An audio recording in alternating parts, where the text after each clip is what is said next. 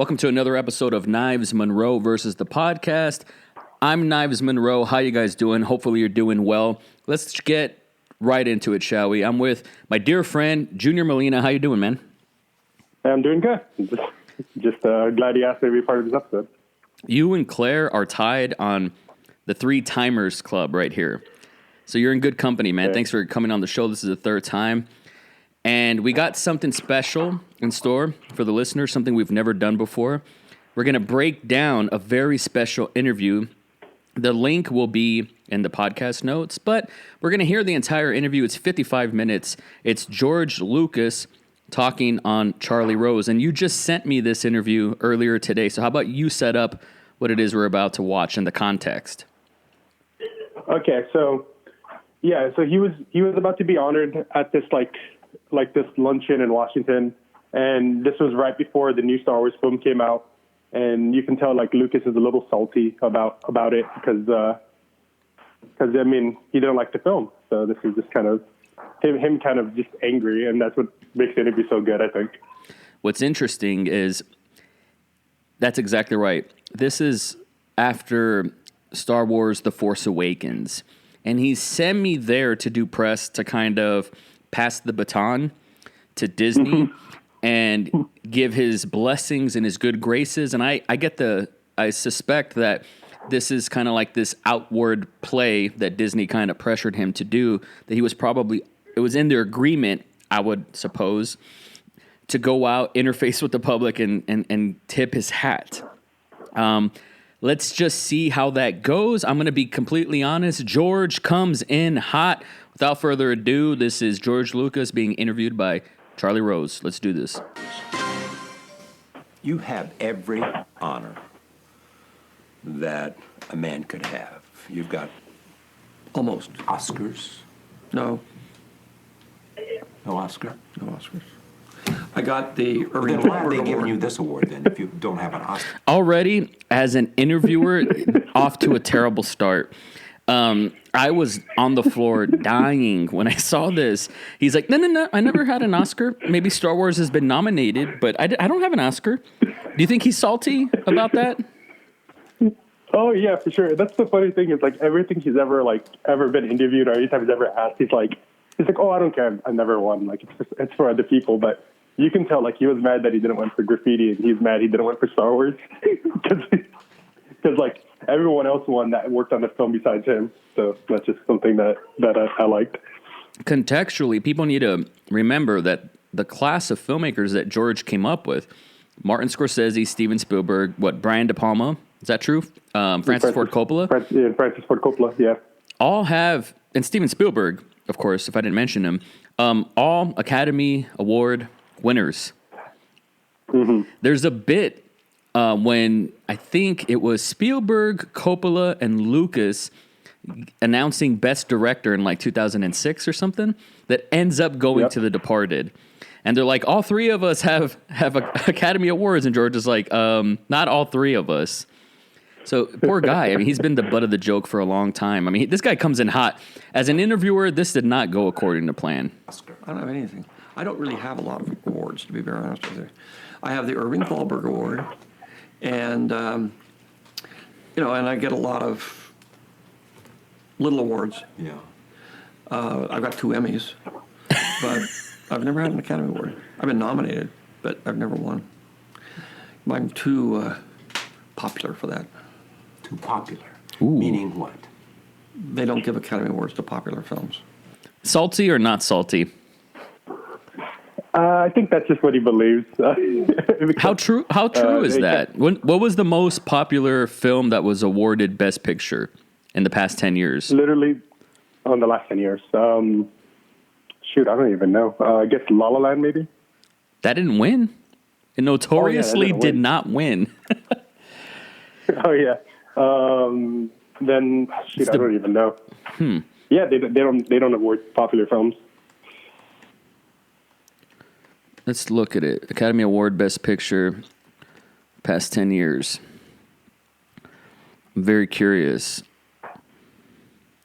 Because if we're going through history, like obviously the Titanic King's Speech, The Artist, Argo, was that popular? Sort of, I guess. Yeah. 12 Years a Slave. Nope. Birdman, not popular. Spotlight, that's a good movie, but what? Yeah. Moonlight, The Shape of Water, Green Book. Green Book was a little popular. And yeah. Okay, out of these nominations, what's the most popular? Parasite, Once Upon a Time, 1917. Joker. Joker's the most popular. So, wow. If they give it if George Lucas is right, Joker, as of this recording, is not going to win. And I think he's going to be right. So. I think he's just stating a fact. Maybe he's not salty after all. Are you proud of the fact that you make films that people want to go see? Yeah. I believe Popular's okay with you. popular is okay with me. I think it's a very important part of society. And if you're making a work of art or a film or whatever and nobody sees it, I don't see where it does anybody any good. I tell you who thinks it does do people good is Francis. Yes. Francis is making movies that satisfy one person. That's right. Him. But I'm not sure with society at large it's helping much. And of course that's what I'm going to do now. I'm going to make movies that only I want to see and I want to do. I've always wanted to do that. I fell into popular movies by accident. I always disliked Hollywood theatrical movies. Something I wanted to ask you on this note, if you had to, because you know more about sports than I do, what sports athlete does George Lucas's career remind you of? Oh man, that's interesting. So they had to become super duper popular quickly and then kind of never capitalize on it. I mean, they capitalized on it obviously, but in different ways. I guess maybe just because he's about to fight, but maybe Conor McGregor, right? Ooh, That's an interesting one. Because Conor came up very fast, had these huge fights, stepped away for years, and just in MMA, he stepped away. And then, obviously he's making a comeback now. Let's see if it's his prequels or if it's something else, but yeah, that's the only one I could maybe think of. What about you? Sports? I don't know if I could go there. He kind of reminds me of Bret the Hitman Hart. Oh, going to wrestling. Okay. He's maybe the best there was and will ever be. I mean, this guy, almost every big movie the audio is mixed at Skywalker Ranch. That's huge. Visual effects is his visual effects company. Industrial Light and Magic, which did the awesome After Effects for The Irishman, right? Cutting edge stuff. His name is everywhere. George Lucas is ubiquitous with, the zenith of filmmaking, and he's reached the top. I can see the Conor thing because Conor's reached the top as well. I just don't think George has the bravado. Why doesn't George Lucas put his nuts on the table? I think he's always been kind of a shy guy, and that's why him and Francis have always been kind of a really good friendship, because Francis is that guy who put his balls on the table, who said outlandish things, who does all the things. And Lucas is always his best friend, who is just more of the genius, but in the background, I could see that. I mean, and the funny thing about Lucas is it's a footnote, but he created Pixar. People forget that. That's true. It's very true. Another thing I was thinking about, and now that I've said it, you'll be thinking about it when we hear this. One thing that's kind of against George Lucas as far as his public image and maybe how it was never in his favor with the studios is just how boring he kind of is. Oh yeah. He for making some really cool iconography and aesthetics in Star Wars, he's not that cool of a guy. He looks super corny. And his opinions are really almost inside jokery, dry, sarcastic, kind of I guess the nerd you'd make fun of who was playing Magic in the corner that always had a witty thing to say, but just only for him and never really landed. You know what I mean? That's the vibe I got with George Lucas here too. Is he's dressed the same for the past 40 years. Yeah, it hasn't changed.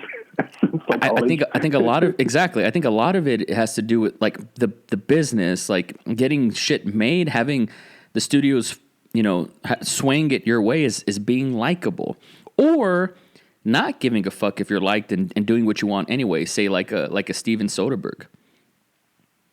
Yeah. So let's keep playing this. I don't have anything to do with them. So, But you simply knew how to make them. no, I mean, I guess it was embedded in my DNA. It's that particular thing, which is, I'm not sure whether it's a coincidence that some people like Steven and I grew up in the same environment. Steven Spielberg. Steven Spielberg. We liked the movies. Same thing with Marty. There's a whole generation right there that came of age in the 60s that grew up on movies. I didn't really grow up on movies, but it was a part of my life in terms of, it wasn't, I came up at the beginning of television, and the whole idea of visual storytelling and that sort of thing was at the right moment. I got in there, and what I wanted to do, and what a lot of the people wanted to do, was simply make films that people liked and enlighten them, entertain them. And that's what we were in the business for. We liked movies. But the irony of this is that you are considered one of the most innovative filmmakers ever in the history of cinema. But the innovation part is because I hate to say the word artist, but I will say the word artist. They, for thousands of years, were also the scientists, the engineers, and the artists. Because in order to accomplish certain works, especially in architecture, what the fuck is he talking about right now? No, I was actually going to say that's like one of my favorite insights of like Lucas. That's such a Lucasism. Is that like Lucas refuses to call himself an artist because he wants to be like like not a scientist, but you know what I mean, like an inventor, an innovator. Okay. I think he's sort of compared himself to like, like Leonardo da Vinci or something. Like how da Vinci had to like create stuff and be an artist. I think Lucas saw himself as that way, where he was just like, I wanted to make Star Wars, so I created this new camera rig and I created this new CGI thing and yada, yada, yada, Yeah, that's interesting. I like that. It's true, too. Like if you look at James Cameron, I mean, God knows how much technology he's made just to paint his pictures. And to Lucas and low-key go under the ocean. From the same cloth in that way. I could see that. It starts talking about architecture, and it's like, yeah, like obviously, Charlie, dumbass, don't you know? My favorite thing about the interview is Charlie Rose is just like, kid, this is supposed to be a puppet. What are you doing? I know. He's like confused the whole time. I know. This is one of the last high-profile ones I think Rose did too before the Me Too movement. He got canceled about maybe a year later. Yeah. Or 2 years later. On with the show. Push it because, they sat with the Duomo in Florence for hundreds of years because they couldn't figure out how to put the dome on it. And Brunelleschi, who did it, went and studied the Pantheon and other places where they had big domes, because they used to do it in Rome. But by the time they got the Renaissance, it was after the Dark Ages, and nobody knew how to do that stuff anymore. Okay. I love George Lucas, but he's in old man territory right now.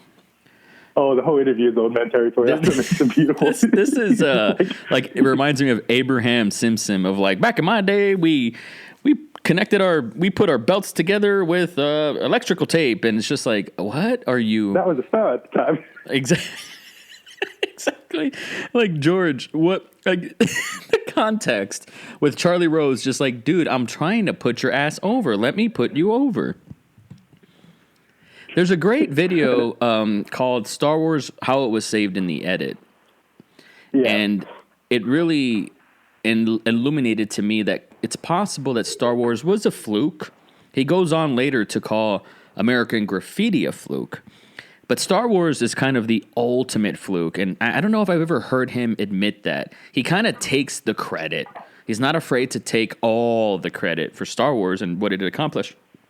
But, if it wasn't for a couple of key things that went against George's vision, historically anyways, maybe Star Wars wouldn't have been the colossal iconoclast that it was. And I wonder, like, do you think that George suffers with imposter syndrome?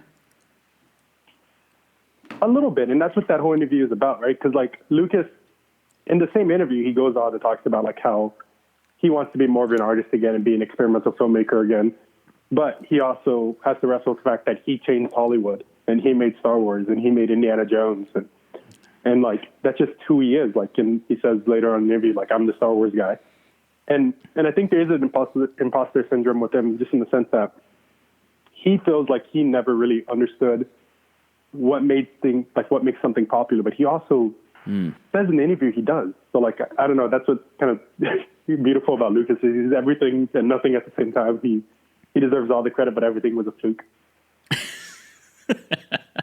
So he had to actually invent the ratcheting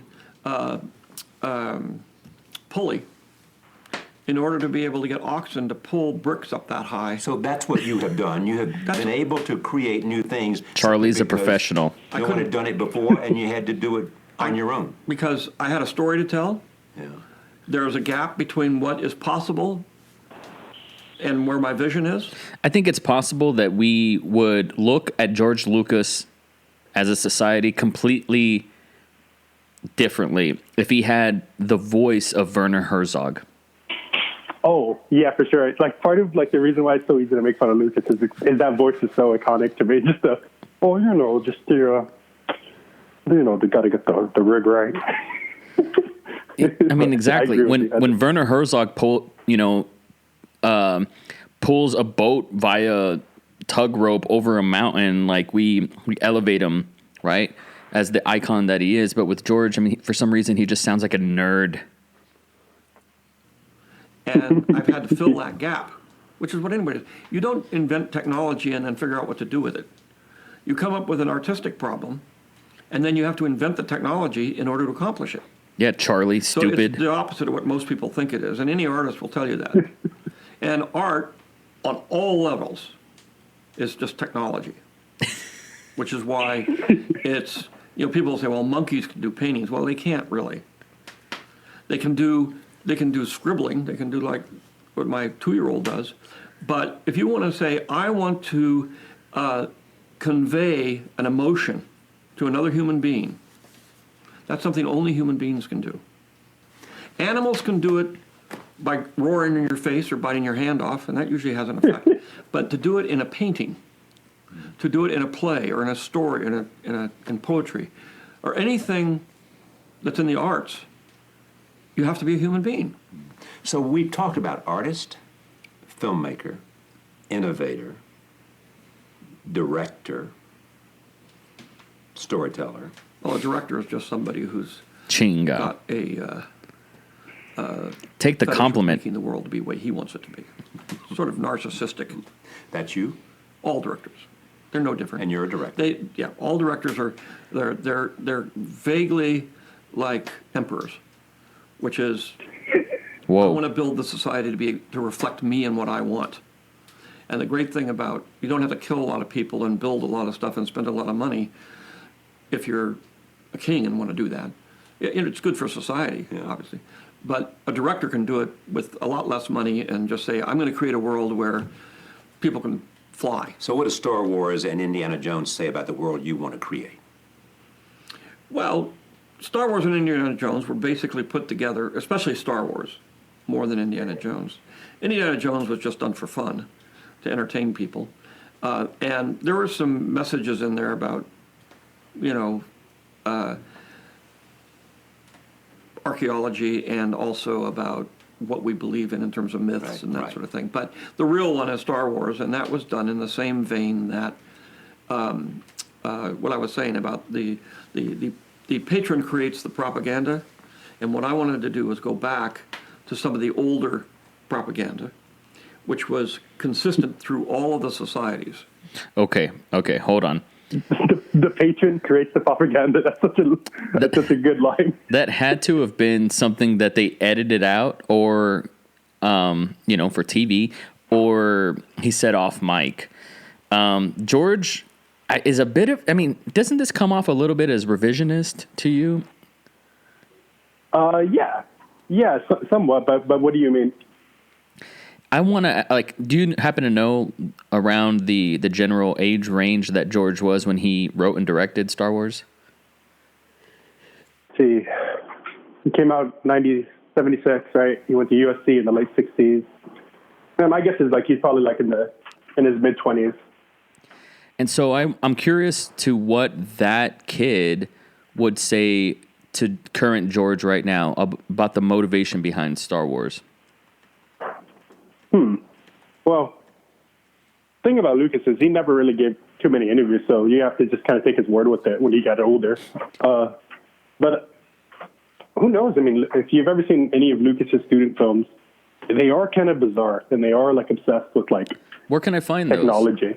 I've never seen those. But just look up George Lucas short film. He has like about 3 big ones that are all on YouTube. Ooh, I will do that. He was 33 years old when he made Star Wars.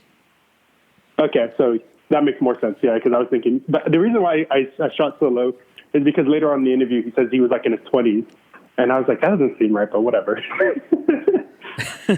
Which is mythology, but to say, what did they all believe? Because they were all, this propaganda was created independently. Yeah.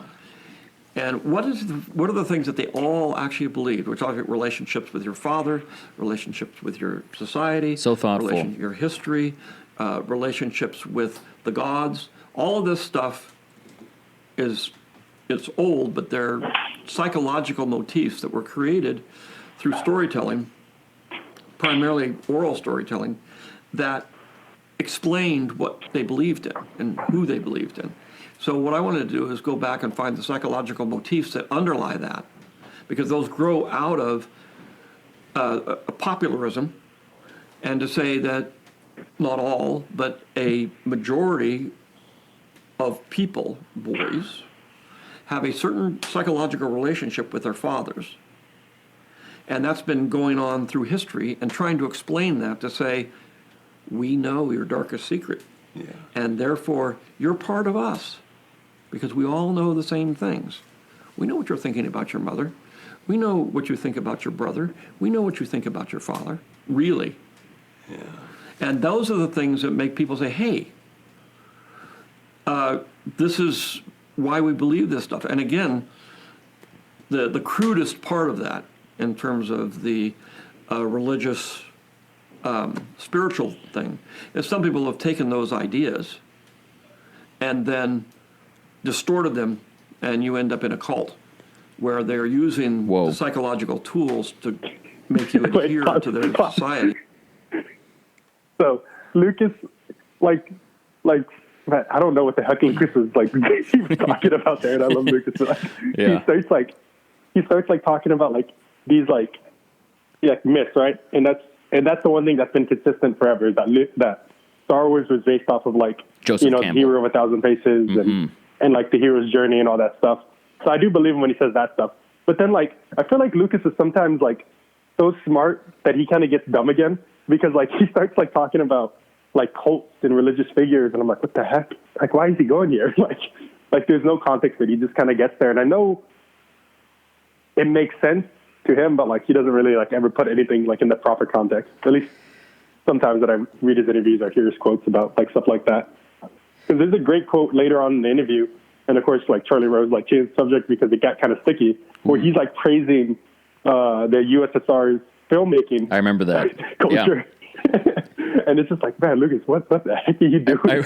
Like Charlie Rose is just so confused. But what's really funny, like I would love to hang out with George for a minute, and wouldn't that be cool? I've often said if I can interview one filmmaker, for the longest time my answer was Francis, but I think it recently flipped to Lucas, because I think Lucas just goes off the handle so much, and that's why I gotta want to ask him stuff.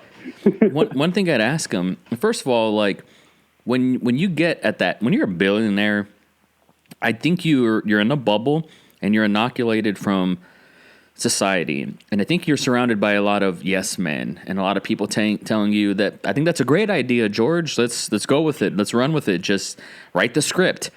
And you know, with him, like going off, like what he said about like the Russia thing, and we'll get to that. But the truth is, like, you don't have to be in the system, George, to make whatever you want. You don't. Like, this is like the Kanye, like, you know, you don't have the answer sway kind of thing. It's like, which eventually Kanye did do what he needed to do. I just realized that Lucas and Kanye both have that same vibe, and just like they can go off the handle, like in any second. And you're so right that like I feel like Lucas and Kanye both suffer from this like same thing, where they've gotten to the highest of highs, and anything less than that, they see below them. That's right. So, like, yes, Kanye could have done his fashion line with, like, no money and made his indie fashion line. But to him, he wanted to make high-end art. That's right. And That's yes, Lucas could have made his tone poems and experimental films and films with unconventional plot, like he talks about. Mm-hmm. But Lucas wants his films to be watched by everyone. Ooh. And that's kind of what hurts him, you know? Just because, like, he's always so mad. Like, he doesn't go into it in this interview, but he had produced a sequel to American Graffiti called More American Graffiti, which is a great film. And you can tell it's like uniquely Lucas. And the film bombed. And like that bothered him to this day. Like when I was watching the prequel DVDs or whatever, he was like, only 5 people saw More American Graffiti. It made $30 million. And he's thinking about like how nobody saw it, you know? And that's like $30 million in like the 70s or 80s. I mean, you know what I mean? That's a lot of money. I wonder where he gets that standard from. You know, I was thinking about this when I mentioned him and I compared him to Bret the Hitman Hart. Unfortunately, Bret, his legacy during his prime, he's sandwiched between Hulk Hogan and Shawn Michaels. In the middle, the white Oreo stuffing, there's Bret Hart. And that's got to suck. Like, George was sandwiched with Francis Ford Coppola in his fucking prime, and Steven Spielberg making Jaws and E.T. and all these. Everybody loved the Amblin films, Close Encounters, and so on. And George sadly has the one big one-hit wonder that's gotta fuck with them. It's like kind of like Kanye, where I don't think it's the same, because Kanye almost exists in a vacuum, but he was in between this transition between Jay-Z and Drake. And he had his era. He ran with the title for a while. But, you know, before him, there was Jay, and after there's Drake. And one could make the argument it still is. And I think there's a fight for relevance there. Let's go back to the interview. But I like what you said. And part of it is they have to keep it closed. And to them. But it's the same thing. I mean, and again, you go through history. You know, and even though in most cases you had open societies, but they really weren't, because let's face it, you were going to get killed if you go outside the wall. So let's build a wall around the whole thing so we can defend ourselves. So they were self-fulfilling, you know, isolated. Now I'm not going to go back and rewind this, but this is somehow about Indiana Jones and Star Wars. Just throwing that out there. Human events. Because you have worn all these hats, though, filmmaker, director, storyteller, writer, technological innovator, what do you want the first line of your obituary to say? That was a great dad. I respect that. Yeah. Yeah, and he really means that, by the way. Like, he retired to, like, be a dad. He stepped away. And I don't know, like, I guess to get into it for a little bit, because, like, he doesn't go into the backstory, but after his wife had left him, he was kind of, like, really emotionally heartbroken. And he just decided to, like, adopt kids. And, like, he really did step away from filmmaking for, like, the longest time. And you know, he just raised his kids on the Skywalker Ranch and everything. So, was this? But yes, I think he really means that. Yeah. Was this in between Return of the Jedi and Phantom Menace? Yeah, because I think his wife left him right after Empire, if I remember correctly, which is the last one she co-edited, which is why some people believe she's like the real genius. But but then he raised his kids, and he adopted like a ridiculous amount of kids. Like, I forget the number off the top of my head, but it's like 4 or 5. But yeah, I'm gonna throw you a curveball. I think you tweeted recently, or maybe I didn't read it right, that you're of the opinion that what's more impressive, I'm paraphrasing here, is a better edit versus a better shot. And I think you were talking about Sam Mendes's 1917. George has some pretty good. He has some pretty good shots. Well, what would you say is like an inspired edit from him? Oh man, well the thing. So like obviously, like a single edit can be as powerful as anything, right? The most famous one is the candle being blown into the desert, right?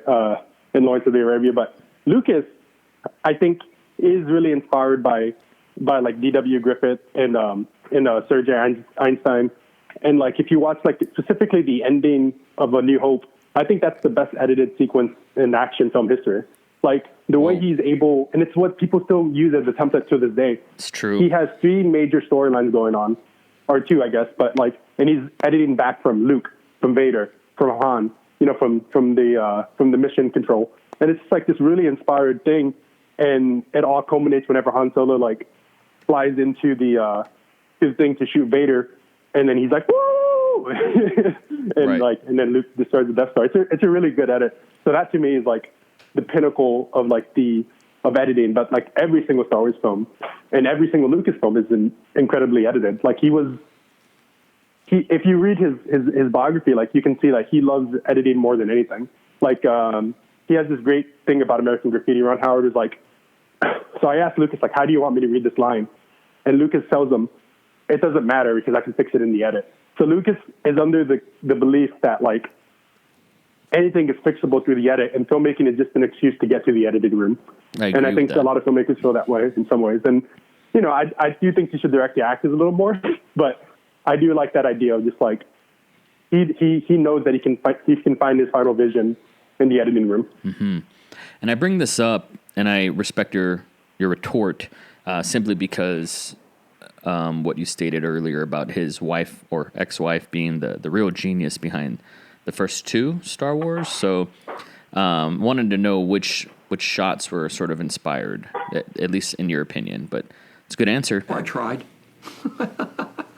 But do you consider yourself any of those things first? Writer, storyteller, filmmaker? I appreciate Charlie Rose. He's one of the best. But I kind of feel like he's trying to sway. So hard. Yeah, he's trying to sway the interview. It's supposed to go one way. Am I wrong, or what's the network of Charlie Rose? It's not ABC. Is it CBS? I don't know. I know it's like BBC and over there, but I think it's probably CBS. It's PBS. Yeah. So I don't know where he's getting this pressure from, but I can tell he's trying to sway the conversation. He's a professional. It's kind of what he's supposed to do. But I think he had George pegged as a more kind of like what's the word I'm looking for here? Like like one of the guys in media. Yeah, like but he was he's not. Play the game a little bit. He's an outsider. Yeah. Very interesting. Well, first is dad. I mean, I gave up directing in order to become a dad. For 15 years, directing. I just ran a company and was an innovator, but it was not doing what I really like to do, which is actually make movies. Because you wanted to be a dad. Because, yeah, I never, it was one of those things where you don't expect it to happen. But once I was a dad, it was like a bolt of lightning struck me. And I ended up getting divorced around that time. And I just decided, well, I think I'm just going to take care of my daughter because that seems like the right thing to do.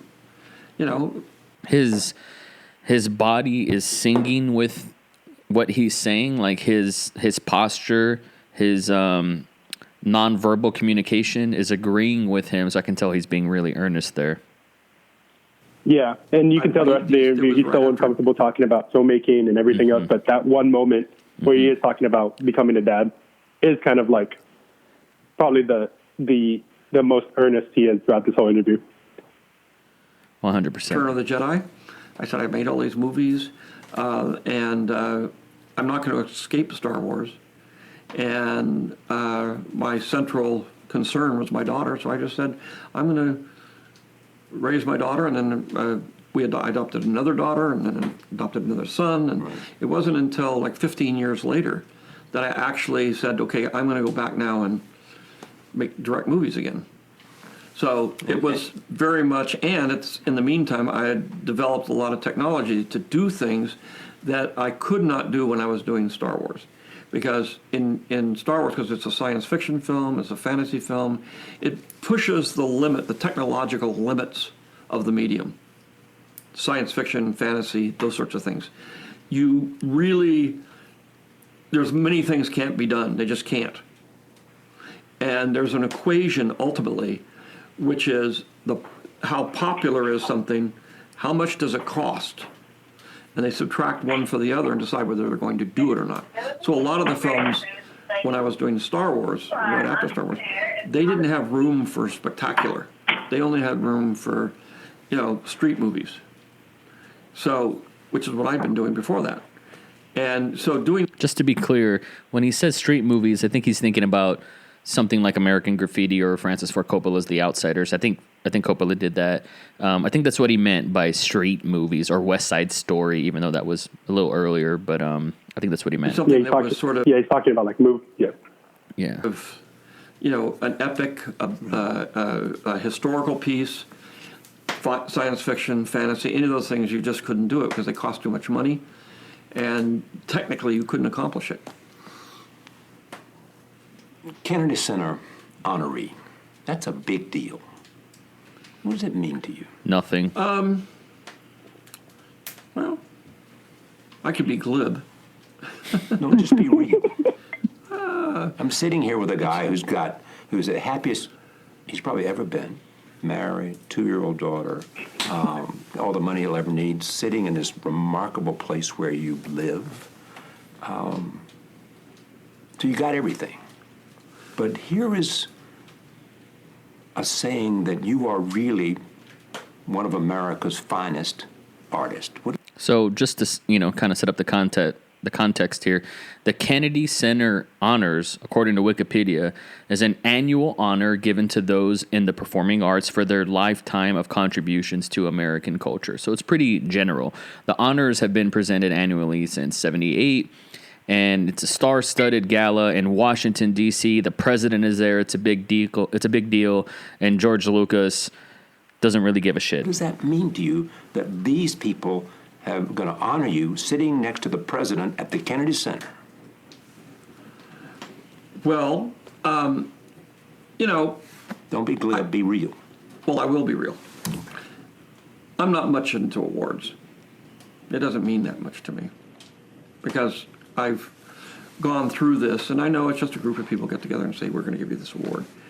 And a lot of them, it's just basically you're there to draw eyeballs. Yeah, but there are awards and there are awards. And I've got to believe that this means something to you. Well, it does mean something to me. What is it?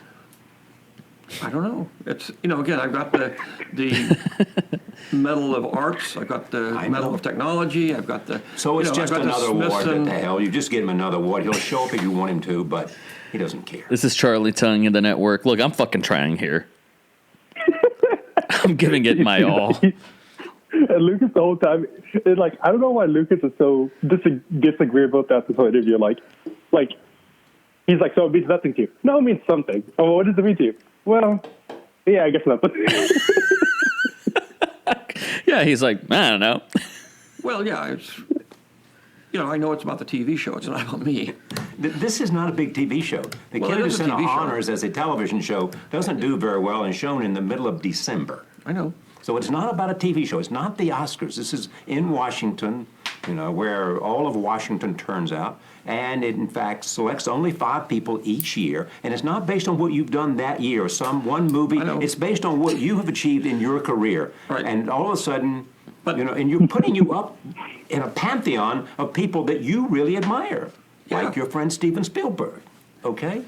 So, going back to the Bret Hart thing, mentioning Steven Spielberg to George Lucas is like mentioning the Heartbreak Kid, Shawn Michaels, to Bret Hart. If only they could exist without each other. They've collaborated, Indiana Jones, stuff like that, of course. But George and Spielberg, there's such a rivalry there. And it's, who wins that rivalry in the macro in your eyes? Well, so I got two things to say about this because I do love their friendship and competitiveness too. First thing is I think Spielberg is arguably the greatest filmmaker ever, right? He made the most popular films. He also made some of the most critically acclaimed films, and he made a lot of them. And I think, and as much as I love Lucas, I think Spielberg probably takes that. But the second thing, so Spielberg has always been kind of the outsider in terms of like the new Hollywood group.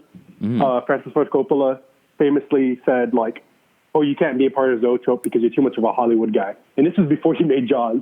Holy shit! And like, so Coppola just sensed it. He's like, "I don't like you, man." So it's like, and one of my favorite stories is whenever so Spielberg couldn't get into any of the film school. He didn't get to UCLA and he didn't get into USC. The greatest filmmaker arguably couldn't get into a film school. So he would go to the film festivals though, and he saw George Lucas' THX film, and he was so moved by the short film that he went to the back and met Lucas and said like, "Hey man, that was awesome." And it's something that's really important to Spielberg, but Lucas swears up and down he doesn't remember it. And I feel like that is such a beautiful way for that relationship to start, where Spielberg loves Lucas and worships him, and like Lucas couldn't care. And I think that's kind of, I think Spielberg still loves Lucas, and I think Lucas has always kind of saw Spielberg as like this like weird little brother that he always thought he was better than until he wasn't. And I think that goes back to your Shawn Michaels Bret Hart thing. Because at the end of the day, you know, those guys hated each other. There was an 8-year like no speaking to one another thing going on with those two, the sports guys, the professional wrestling guys, and when it came down to it, there was just, they didn't give a fuck about the awards, their legacy. Shawn wanted Bret to love him, and Bret wanted the respect from Shawn. And I sense that with Spielberg and George, because listen to when he mentioned Spielberg and their competitiveness, listen to how eager he is for that validation and for the win, for the dub, as compared to talking about awards and accolades and prestige. He doesn't give a fuck. And man, it's something so petty, but also very real. And these guys make movies about that, you know? It's autobiographical in their work, but let's get back to the interview. Give each other awards all the time. Francis and I give awards to each other all the time. You know, we're in a group, obviously, Marty and I do the same thing, where we all happen to be, and you got to remember. Yes. I hate to say this, but there are thousands of award shows every year. So, you know, I'll take a couple of the ones that are meaningful to me. Golly. Like the Kennedy Center honors. Those are the ones that I will participate in, but I get a lot of other ones. Is there a competition at all between you and Stephen? Sure. What is it? That right there was a hard cut. I was very blatant. They just didn't want, you know, they had to move it along. Yeah. Who can do the better work? And how do you compare? And it's not better work in terms of, it's the oh wow factor. If I can do something and Steve says, oh wow, then I won. And he makes 10 times more movies than I do, so I have to say oh wow a lot more than he does. But I don't resent how many times. It's just that I enjoy the fact that I can see a movie and he can kind of one-up me and do something that I said, gee, that's unbelievable. Well, let me tell you what he says about you. American Graffiti is one of the best films ever made. Yeah, but that's very easy to say. Because of what it was? No, because he went wow. Because he went wow. Pause the Why did he video. go wow? Pause the video. I love that. He went wow. He went. No, but after the guy says that, Spielberg said, "It's the greatest, one of the greatest films ever made." And Lucas goes, "That's easy." He went, "Oh wow, that's, I don't know why that's like, I love that." Yeah, he cares about what Spielberg says, but at the same time, he was just like, meh. That's nothing. I mean, it's his. It's not his first film, actually. It's a sophomore effort, isn't it? Yeah, and because feature film is THX, which he goes into a little bit in this interview. But I think Lucas is like he's kind of known for only 2 films, which is Star Wars, which is really 6 films, but it's one, and then American Graffiti. That's right. Which is like kind of the template for every high school film since like Booksmart came out last year, and I would still argue it uses the template that American Graffiti created. Ooh, that's a good take, man. That's a really good take. I see that. I wouldn't have thought. I forget about American Graffiti, simply because it's kind of like The Catcher in the Rye in that I watched it in high school. It was shown to me in high school, so it has so much baggage of that time for me. But I really need to go back and watch it as an adult because I'm older than like everybody in that movie today. Yeah. How old American Graffiti? Well, because it was so different and exuberant. And, Okay, go ahead. What else? and had a lot of underpinnings of the kinds of things that a filmmaker wants to have in their movie, a lot of observations and sort of philosophical musings, and it was in the guise of an entertainment film. So most people didn't pay attention to that stuff, but they knew it. They knew it immediately. It's very, again, critics have a tendency to be extremely glib, and they have to look at a movie a day or 2 movies a day, and they just rattle off in an hour what their feelings are about it. As a result, you get a very surfacey kind of point of view, or an ideological Okay, point I'm of view. asking the filmmaker. I'm not asking critics about this film. Filmmakers, I know how to make movies. I went to film school. I have a knack for it. I studied it very well and practiced, and I know what I'm doing. A lot of filmmakers try, but on the technical, telling a story, how you put a story together, how you make it effective emotionally, I know how to do that. And part of it is I have a talent for it. Okay, so in a bit, we're about to reach meme territory. I've seen this quite a bit. I just want you to know if you can point it out. Part of it is I've worked hard to create and figure out how to do it. And I'm reasonably effective at it. I've made a lot of movies, as I tell people. I've produced more movies that were failures than successes. Amen. As a director, most of my films have been big successes, except for one. So, and a couple of ones I've produced have been huge successes, but most of them haven't been. But I know that going in. I know what's going to work and what's not going to work. But I do like movies. I love movies. And I know a lot of movies aren't popular. And you can say that going in. One of the reasons I retired is so I could make movies that aren't popular. Because in the world we live in... Wait, what does that mean? One of the reasons I retired was so I could make movies that are popular? So there's this huge Lucas online community fan club that like my friends and I are the three of you in a group chat? It's the group chat, but like I guess to give a little bit of shout out, it's like me, JP, Neil, Andrew, Dylan, Kurt. There's a lot of us, and we all love George Lucas. Mm-hmm. And one of the Nathan, he's like the biggest one. And one of the biggest arguments we always have is like, Lucas, does he have those art films that he talks about? I don't think he does. I don't think he's made anything.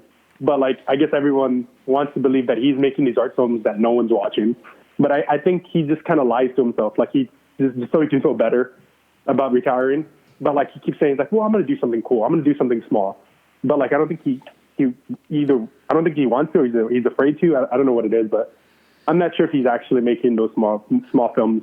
What do you think? Do you? You mean like off the radar? Yeah. I think it's more like you know how the artist formerly known as Prince, rest in peace, wrote music for pop stars.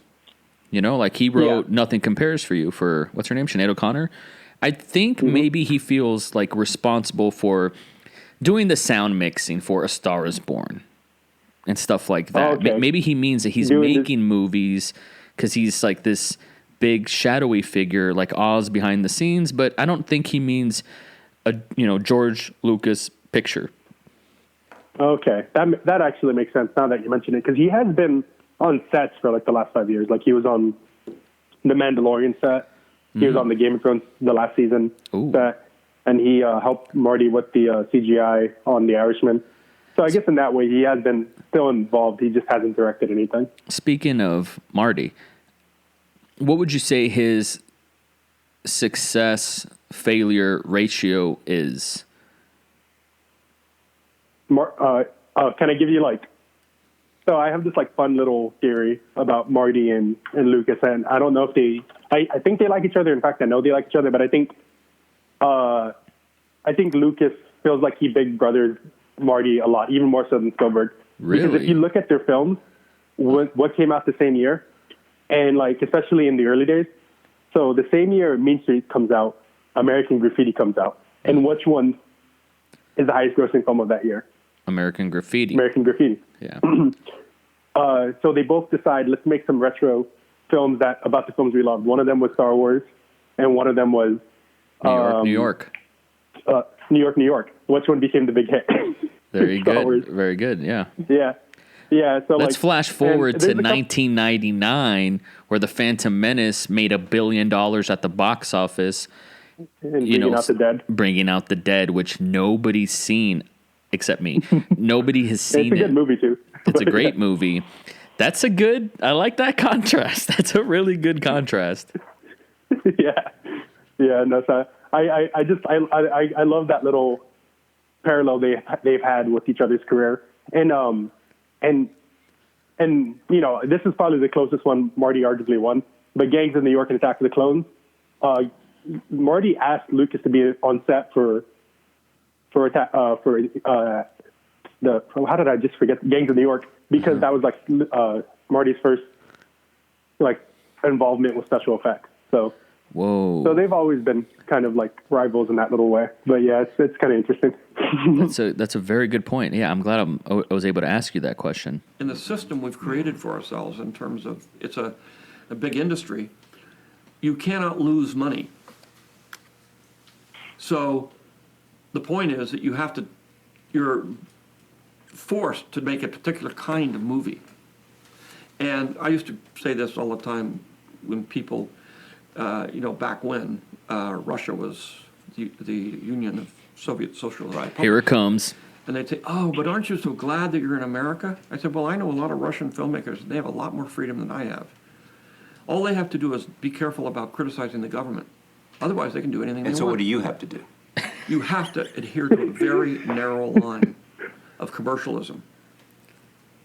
And there's only certain... Wait, can you pause it right there? Paused at the same time. That triggered the both of us. I'll let you go first. So I find that quote so interesting, and that because it's so out there, politically, he just admitted that maybe he's quasi a communist. But the second thing is that I find that really interesting that he's comparing capitalism or commercialism with socialism, criticizing your government, right? Yeah. So what he's saying is that basically that sure, they're not allowed to criticize the government, but we're not allowed to make something interesting because then we can't make money. And I guess I find that kind of I wish Charlie Rose could kind of press them on that, but I think Charlie Rose was like, whoa, we got to get out of here. But I don't know. What do you think when you hear that? Well, two things. Number one, I'm going to take a conservative side and a liberal side. The conservative side of me is, George, you live in the freest country in the goddamn world. The fuck you talking about? This country made you. How dare you? You don't know what you're talking about. You've clearly lost sight that you have more freedom in Russia to make the movies that you want to make. You're fucking crazy. Now, the liberal side of me is, like you said, what he's really unearthing is the motif behind American propaganda, which is the Hollywood machine, which is toed our line. It has to be populist. It has to be macaroni and cheese and cotton candy, and it can't stay outside the palette of basic, or we're not going to make your movie. And I think that's very personal. And I get that. As a guy who's been on YouTube for almost 13 years and only has 1,000 subscribers, why do I still do what I do? I'm not going to complain about the platform, but I understand that I'm not making stuff today that is popular, but I have the freedom to make whatever I want. And I think George, what I want to know is, what do you want to make? It, James Cameron has a big imagination. He makes whatever he wants. Scorsese gets to make whatever he wants, even if it takes him 30 years, but he gets to, I'm sure he would amend that statement, if he wanted to. He's going to get more into it in just a bit. And look, when I started in the 70s, it was like this. I could say Russia was like this, but we were like this. You could do a certain kind of movie. And I flaunted that system. I mean, THX, my first film, is definitely not an American film, and I shoved it in sideways. Francis helped me trick the studio. Yeah, right. They would have never let me make that movie if they knew what I was doing. Could George Lucas be George Lucas because early on he owned the rights to make Star Wars? Well, you negotiated that. Yeah, I mean, coming out of the first film, yes. Look, the difference and therefore it made you very rich and made you very independent. So you didn't have to make movies because you had independence, and you had also built a great business. He's pushing on him. In addition to making He's films. leaning on George. You could preach to anybody you wanted to preach to because you weren't dependent on anybody. Well, the issue is ultimately the reality of it, which is I'm a unique blend of a practical person, pragmatic person, and a fantasy, completely daydreaming, guy who's not very practical at all. So, and you combine those two. Well, I didn't, but the DNA, or we can say whatever force was at work there to create. Whoever created George Lucas gave him those two skills. Yes, and they're the opposites. Yeah. One of them is and I've always been that way. Francis, when we started Zoetrope and started making movies, Francis was very much, and it was odd because when we started, he was a Hollywood director. Right. And I was this crazy kid doing art films. And I said, I'm never going to go into the theatrical film business. I only want to do art films. I'm going to do documentary films, documentaries, cinema verite, that sort of thing was just coming in. And I said, this is what I'm doing. I'm excited. My ambition then was ultimately to be Michael Moore. Yeah, I was surprised to hear him say that. Yeah. And, and cause trouble. Because that's what again, I grew up in the 60s. I'm a 60s kind of guy. I always have been. And, I grew up in San Francisco, Bay Area. Do you think George Lucas smokes weed, like hits the bong? Oh, 100%. You do believe that? Oh, maybe. I don't know. Is that the only way to come up with a Gungan? But I thought about it for a second. Like, how else could you come up with a Gungan as a species? That's true. And or all of that. And then also, he's such a proud, 60s kid that you would feel he would have to at least, experiment a little bit. But going back to that Michael Moore thing, I find that really interesting because if there's something, and, that's kind of, so he says something later on in the interview where he talks about wanting to make a kid's film because he knew he could get to the kids and not so much the adults anymore, right? That's right, yeah. So I feel like Lucas is probably more of a political filmmaker than people are aware of. Just because his politics are so hidden and, cold, you know what I mean? Yeah, low key. When he said, I wanted to make films like Michael Moore, I do think he had this, ambition to, make political films and, kind of, he was, his wife, or his ex-wife, was an editor for DNC films, right, the Democratic National Convention. Ooh. And one of his first collaborators, I can't think of his name off the top of my head, but he did he did the camera work for American Graffiti. He was a really big time leftist filmmaker in the sense that he made this one film that left a really big mark on me. It's called I can't think of it, but it was just the climax of the film ends at the DNC, and there's a riot going on, and he's filming inside the riot. And I think Lucas always wanted to be that outrageous and rebel filmmaker, and he just never got there. And I think that's why he kind of mentioned Michael Moore, because Michael Moore made a career out of doing films like that, I guess. Yeah, I don't know if George has that in him. I don't know if he's fascinated by human beings. Because to go into documentaries, you really have to be fascinated with either. I think he's more into infrastructure than he is anthropology. Is that how you say that? Yeah. And, you're right. You're right. Because, like, I think, because honestly, the thing about Star Wars that's maybe aged the best is how interested he is in the lore of it. Like, how did he know the lore would become the biggest thing? And yet he was really interested in all that stuff in the beginning. And I think that goes into what you were saying, that he's more interested like in how societies are built, right, versus the people inside the societies, I guess. Yeah, and maybe fiction is more of a wave he enjoys surfing more so than humans. Like, I respect Michael Moore, I really do, man, and I respect that how he crafts the story. There's something really he draws a fine line where it's almost he's spinning lies almost.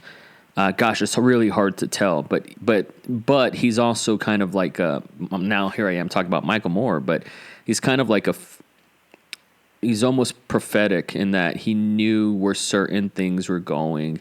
When I remember, and I was one of them, even though I was all of 16, when we went to go invade Iraq, a lot of people were like, the media was trying to discount Michael Moore and say that he, wasn't a patriot and all that, because he would say we had no business going to Iraq.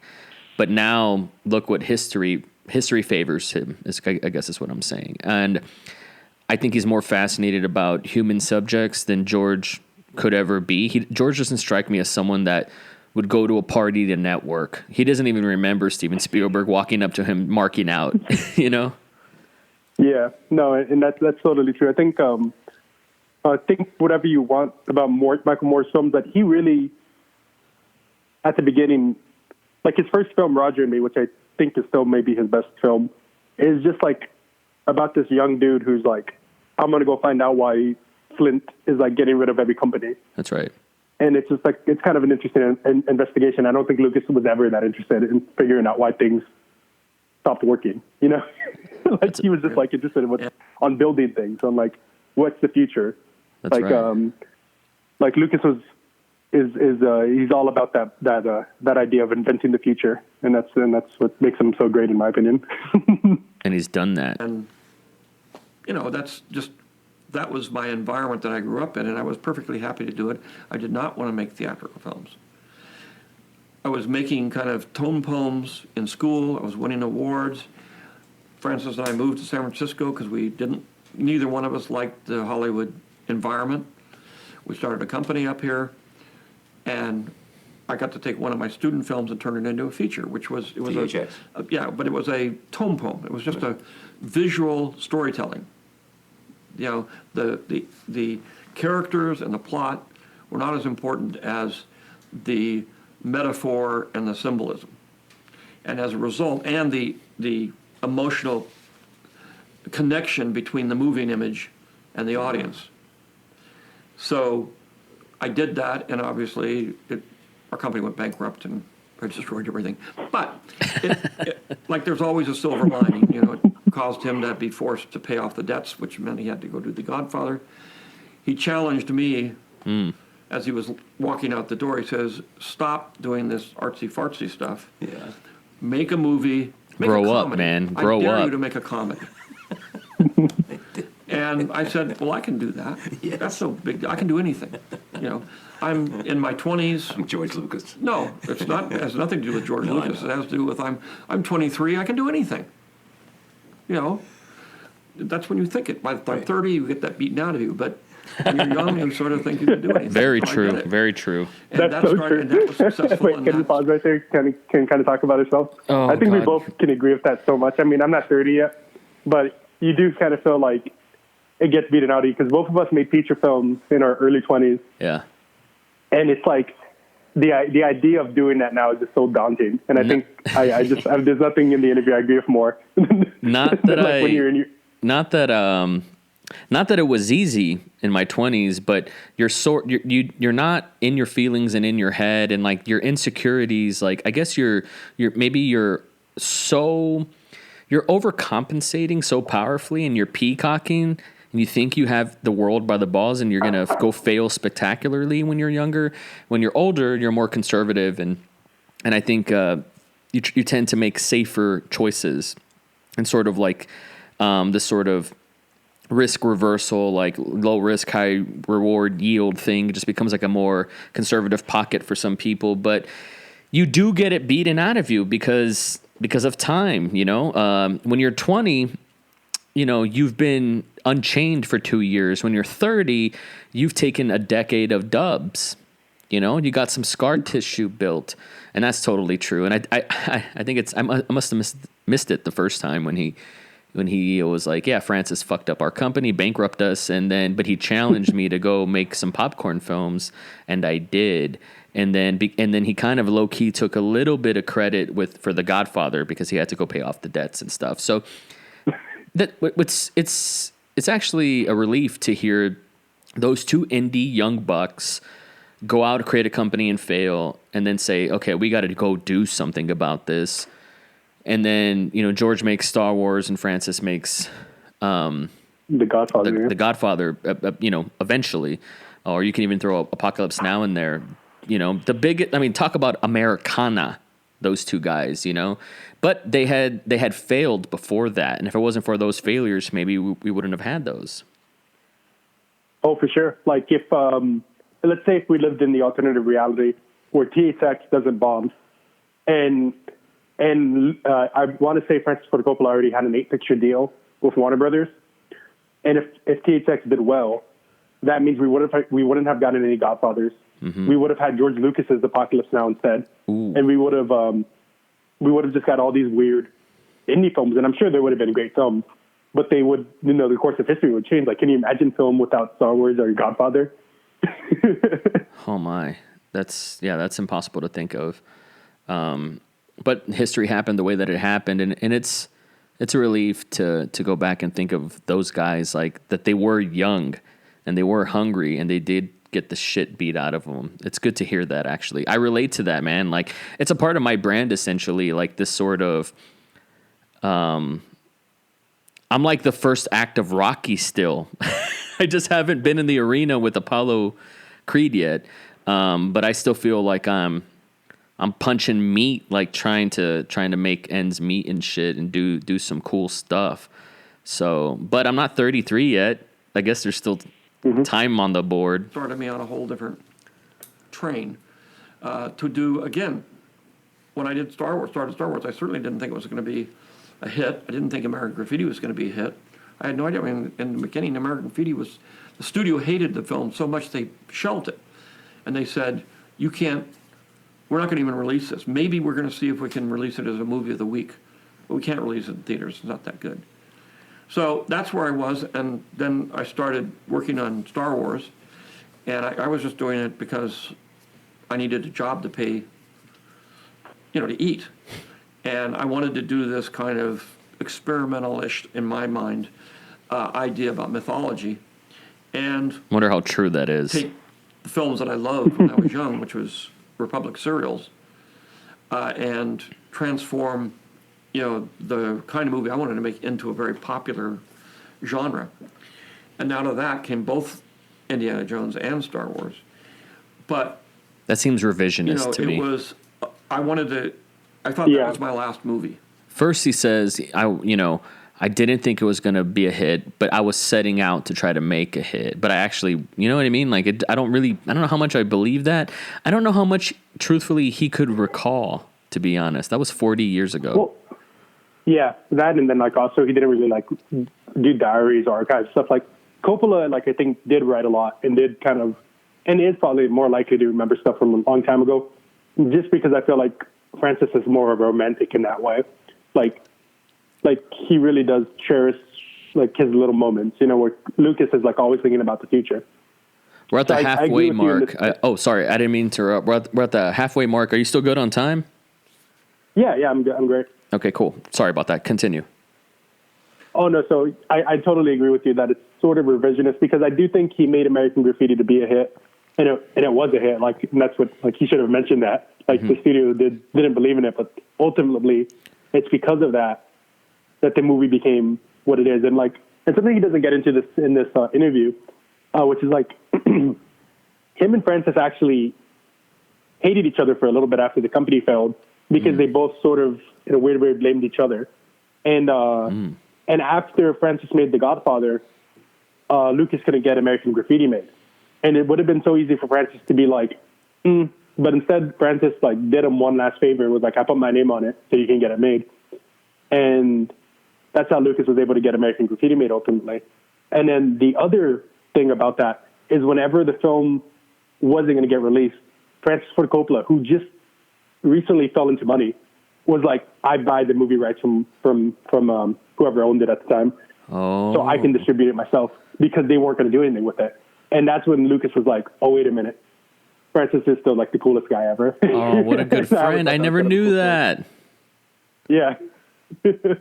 Dude, that is awesome. I never knew that. Man, Francis just went up so many points in my book right now.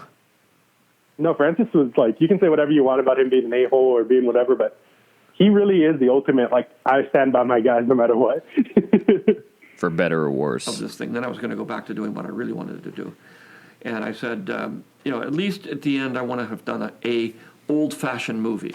A on sound stages with makeup people and, sets and, Yeah. do the thing, the make one of those movies before I'm kicked out. And, the fluke of American Graffiti becoming a hit was like, oh my God, now what? But I guess that'll be the only time that'll ever happen.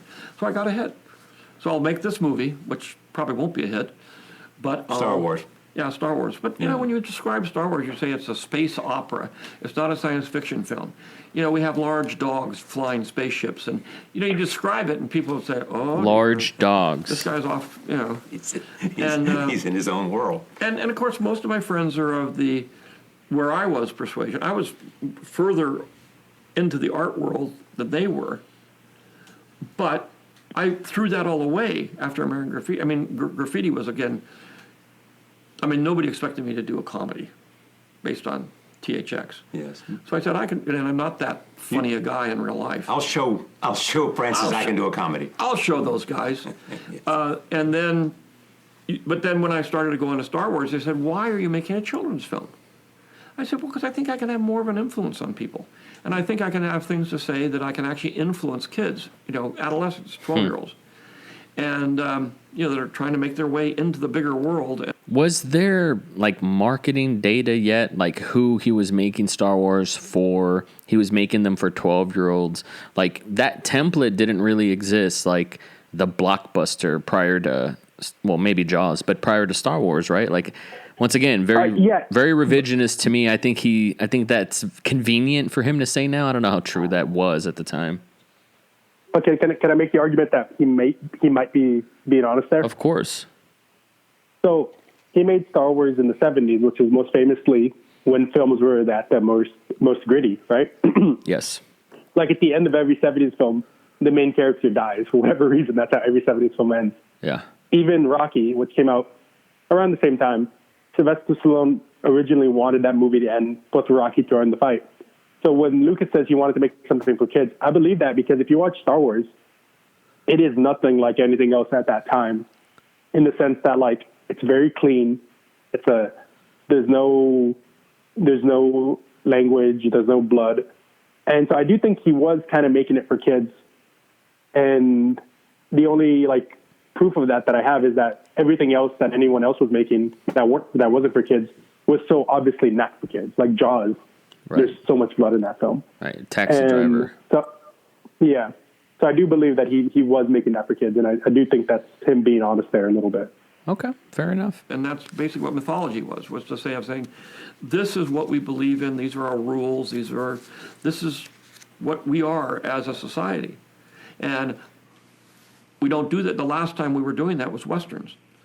And of course, this was in the 70s, and the Westerns sort of piddled out in the 50s. So it was like we didn't have any national mythology. So I said, I want to try this and see if it works. And I'm just doing it, and it'd be fun because, I like spaceships, I like adventure, I like fun, I like all this stuff. So I'll do it. But I figured that would be the last. I'll do it, I'll have done my thing. Then I got in trouble because the script got out too long, and then I had 3 scripts instead of 1 script, and then I had to try to get them all finished. And, I got hooked into this tar baby, and I couldn't get out. And it was a while before I finally realized that no matter what happens, I'm never going to get out. I'm always going to be George Star Wars Lucas. We definitely got to pause there because that's a headline.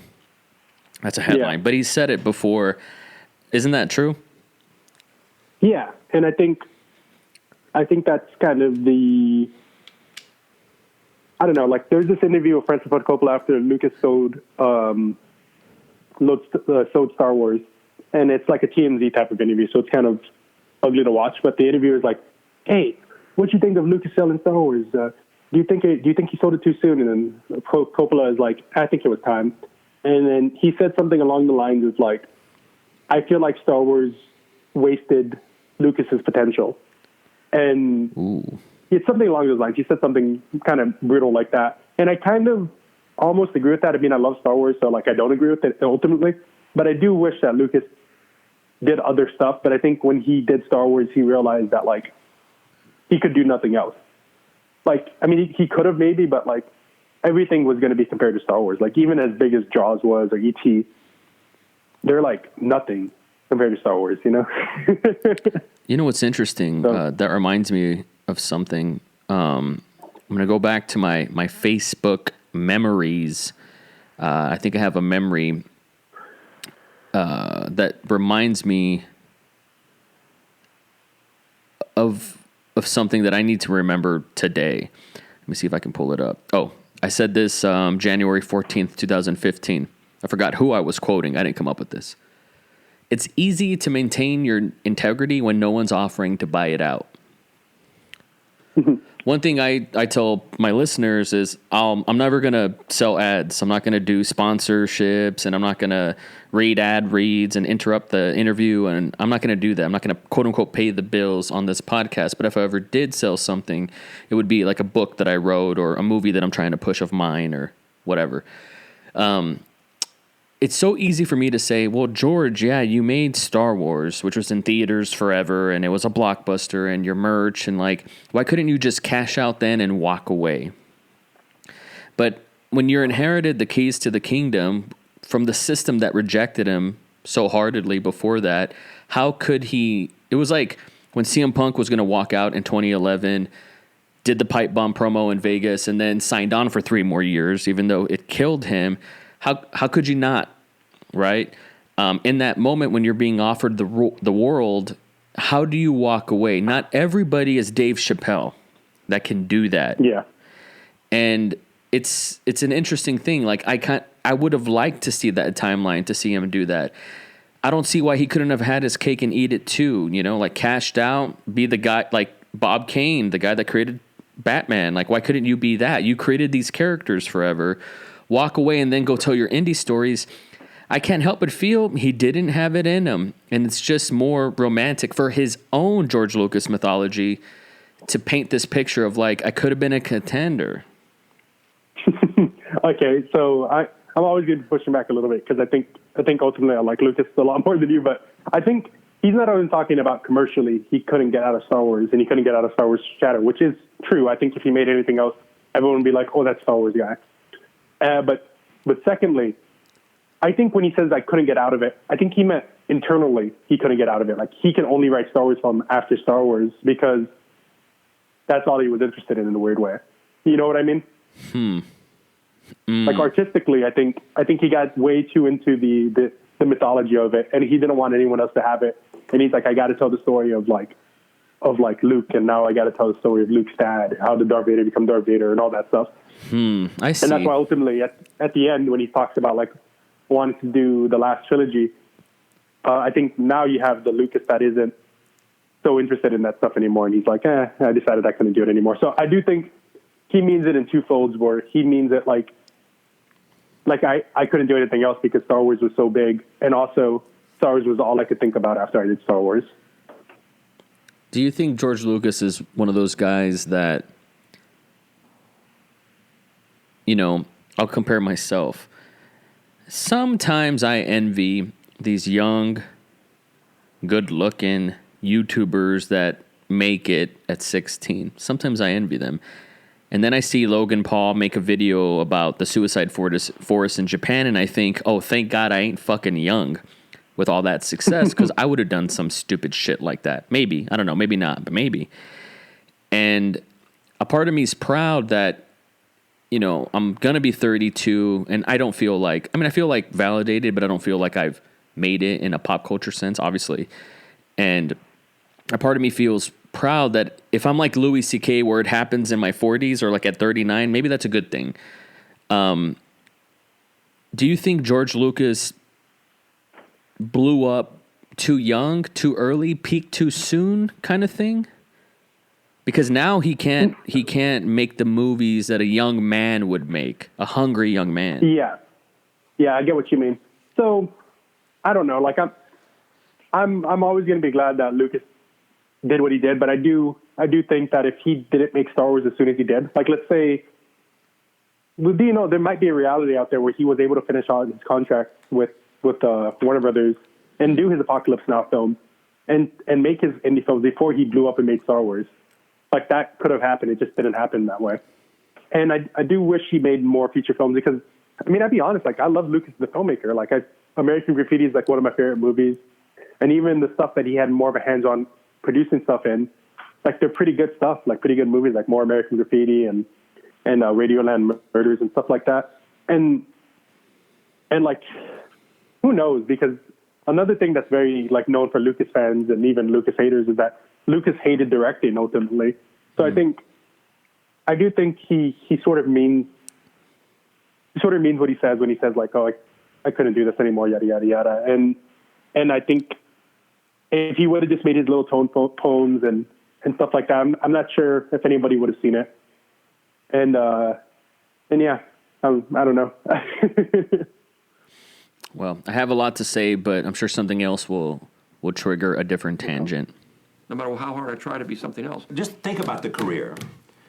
Whenever you decide that there are no more movies to be made by George Lucas, and you look back at a body of work, are you going to say, Star Wars was my crowning achievement, cinematically? Cinematically, I'd say probably yes. Yes, okay. In what way is it not your crowning achievement? I don't know. Again, it's hard to, you know, I have a pretty low opinion of my movies. Bret Hart. So to me, I've always said, well, these didn't really turn out the way I'd hoped they would. And, you know, and I can see all the flaws and I can see all the stuff. I mean, American Graffiti is the most fun movie I made in terms of what I created. The most fun movie to work on was Indiana Jones because I didn't have to direct it. Yeah, Stephen. Yeah, I had the best director in the world. It turned out better. That was the one where everything went right. Yeah. Which happens very rarely in real life. You know, but it just gets better and better and better, and you just can't believe how wonderful it turns out. The other ones you suffer through, and you think they're terrible, and then people say, oh, they're great. But it's hard to get that they're actually terrible, because I can see all the Scotch tape and the rubber bands and everything holding it together. And it was just particularly true of Star Wars number 4, because, you know, it barely got made. And I was so disappointed about what my vision was and what it actually turned out to be. And I complained about it a lot right after the movie when, you know, in the interviews you see that I said, it came out to be 35% of what I wanted and all this kind of stuff. But I did have a vision, but my vision was way beyond what was possible. And I did the best I could. And then after a lot of people said, well, this is the greatest movie of all time, you have to, and I said, well, okay, maybe it's pretty good. And we'll live with that. And then part of it then was to continue the story. It was just a thing to finish the story. And then after that, I worked on the technology, and I said, well, gee, now I can tell the backstory, because the backstory seems to have gotten lost. When it was one movie, it was much easier to see the backstory of Darth Vader. because it was all Well, in but one didn't movie. you intend to, in the beginning, create really 3 movies when you started? And then you decided only to take one part of that life story. Yeah, I took the first act. Exactly. And There then were 3 acts, and you took the first. Yeah, but then the first act didn't really work. So I said, okay, what I'm going to have to do is take the ending of the third film and put it on the first film. Which you do. You've got a bunch of stuff sitting on your desk as you're creating it. So, well, let me take that and stick that in here and make it. So I wasn't worried that much about the sequels when I was actually making it, because I have to make this the best film. Because I want this one to succeed and work. I believe that. So then when I moved on to the other ones, I said, well, gee, Ben Kenobi is now dead. I killed him. That was unfortunate. How am I going to fix that? And what am I going to do about the fact that I already blew the Death Star up? And that's what the ending is. And and I hold the phone. I like that. I respect that. I must have missed this the first time. We don't have to go down this road because that's another podcast. But what he's talking about, these sort of, what is it called in football? These audibles, and these creative liberties with your own mythology that only exist in your head. When JJ makes The Force Awakens, which is what this interview is supposed to be about, kind of. Yeah. There was no outline. There was no, this should happen in 2 and 3. It's just a setup. He just created a first act, which JJ's actually really good at. He's really good at setups. He did the pilot of Lost, walked away. Did the pilot of this other show, walked away. It's what he does. And then Rian Johnson came and undid everything, but to push the conflict further, to surprise you, to subvert the genre, and he got shit for it. But George did it himself in the first Star Wars ever. It's in the DNA. Yeah. Subversion Yeah. and blowing up your, opening with your closer and all this stuff. He knew it would make the first film better. That's how you make things better. It's in the DNA of Star Wars. Yep. Because what that says is that he saw the Death Star as the ultimate big bad guy in the series, and he blew it up in the first film. And I love that because everyone's so critical of everything Star Wars now, and we talked about this in private sort of, but that's what makes Star Wars fans so much fun, is they're critical of everything. But you're so right. When Star Wars was built on Scotch taping everything together, so you can't be mad at anybody for thinking the new trilogy should be built that way too. 100%. The story stretched itself and moved around. It is a creative process where you're kind of doing things and you maneuver through your imagination. But part of it was simply, when I got down to some of the other movies, I was able to create an environment and a world that wasn't possible when I started the first one. So to me, a lot of the things were just technical, or, in the end, getting Yoda to do a sword fight, which I'd always wanted to do, but I could never do it because he was a Muppet. You said famously, Flash Gordon was the inspiration and the Bible. Well, it wasn't the Bible by a long shot. It was the inspiration. But at the same time with Flash Gordon, it was better. I knew I wanted to make a movie based on those serials, but I didn't, it wasn't going to be Flash Gordon. So I did try to get the rights to Flash Gordon, couldn't, but that was good. Because if I had, it would have set me off on a funny thing. But because I realized after I didn't get it, I said, well, I really don't want Flash Gordon. I don't want to do any, I want a space opera that's like Flash Gordon. But if I were making that movie, I would probably take Flash Gordon out of it, and I'd take all that stuff, Mongo and all that stuff. I don't want to do that stuff. Because what I really wanted to do was more on the lines of Star Wars and less on the lines of Flash Gordon. There is a similarity between the two, but there is definitely very defensive, George. A difference in perspective about how they're doing. So that sent me in the right direction of having to think up something completely new, but inspired by Westerns. And people go through and say, these are all the inspirations that were influenced Star Wars. And they are. Just like whether you're a writer, no matter what, you're a painter. And you can't talk about the influences without mentioning Akira Kurosawa. I mean, come on. Hidden Fortress is there. We all know it. I mean, shot for shot, it's there. So you got to give him. He hat tipped the westerns and the the samurai films. I mean, Yeah. a lightsaber is a fucking samurai sword. I mean, come on, we all know that. Whether you're a politician, in theory, you have steeped yourself in the genre you're working in, and you know all the various kinds of things, and you can pull the best parts of what of what you learned in theory, But, it works everywhere except it seems in politics, because they are doomed to repeat themselves every few years because they do not listen to history. Where did the idea of force come from? The whole thing in Star Wars was to take, ideas, psychological ideas, from social issues, political issues, I mean, where else do ideas come from? But okay. spiritual issues, and condense them down into an easy-to-tell story of those stories. The Force basically came from, distilling all of the religious beliefs, spiritual beliefs, go all around the world, all through time, finding the similarities, and then creating an easy to deal with metaphor for what religion is. And the point is that in the very beginning, when you have people worshiping rocks and deer, they called it life force. They called it the Force. That's what it was. And so where did the name come from? It came from basically life force, of what the more primitive religions believed in.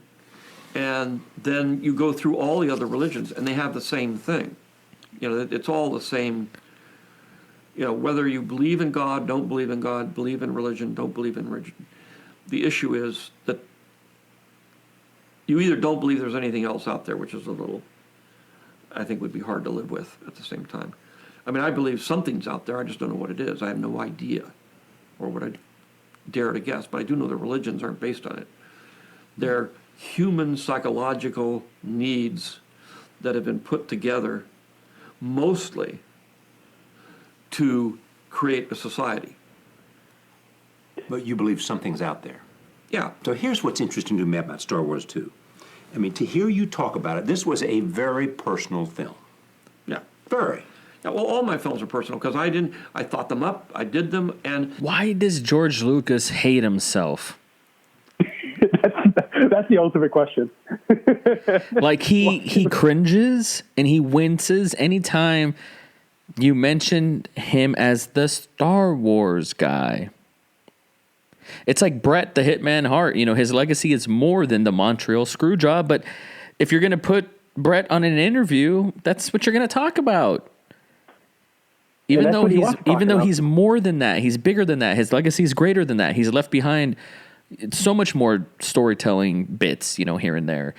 I feel so bad for Lucas. He's such a empathetic figure, but at the same time, like he is. If he was a character in Star Wars, he's the Emperor.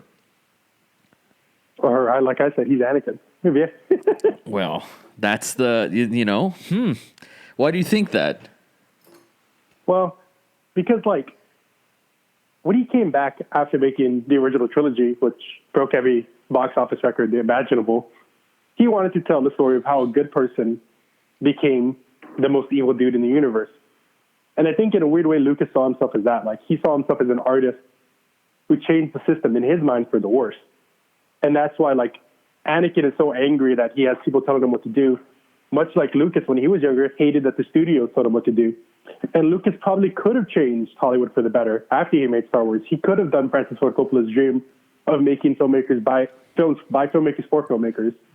But instead, he was like, nah, I'm going to get mine. And I think he kind of sees Anakin in himself in that way, where Anakin did have the power to bring balance to the Force and get rid of the evil and all that stuff, and maybe even change the Jedi, which is ultimately what he wanted to do. But he just didn't do it. And that's why, and now this is just getting into Star Wars, but I actually am one of the few people that think the prequels make the original trilogy a little bit more powerful. Because at the end of Return of the Jedi, when Vader goes like, yada, yada, yada, and then Luke goes like, I got to save you, Dad. And then Vader goes, "You already have, son." Like, it's so powerful to me now because it's the story of Lucas in a weird way. Like Lucas, like, should have been the guy that changed everything, but instead he, like, arguably made Hollywood a little worse. Yeah, for sure. I don't like that beat in Return of the Jedi when they take off the helmet and you see this white, pale Uncle Fester looking motherfucker. I've never liked the idea of redeeming Anakin Skywalker. But he isn't redeemed. He just becomes, I guess, like, sort of redeemed. Like, this is where, like, I argue with people sometimes because, like, everyone says, like, the story of Star Wars is now, like, redeeming Anakin. And I guess sort of, but to me it's more so about, like, the only thing that could have saved, like, this guy from, like, never becoming who he was again was to seeing his son do what he couldn't do.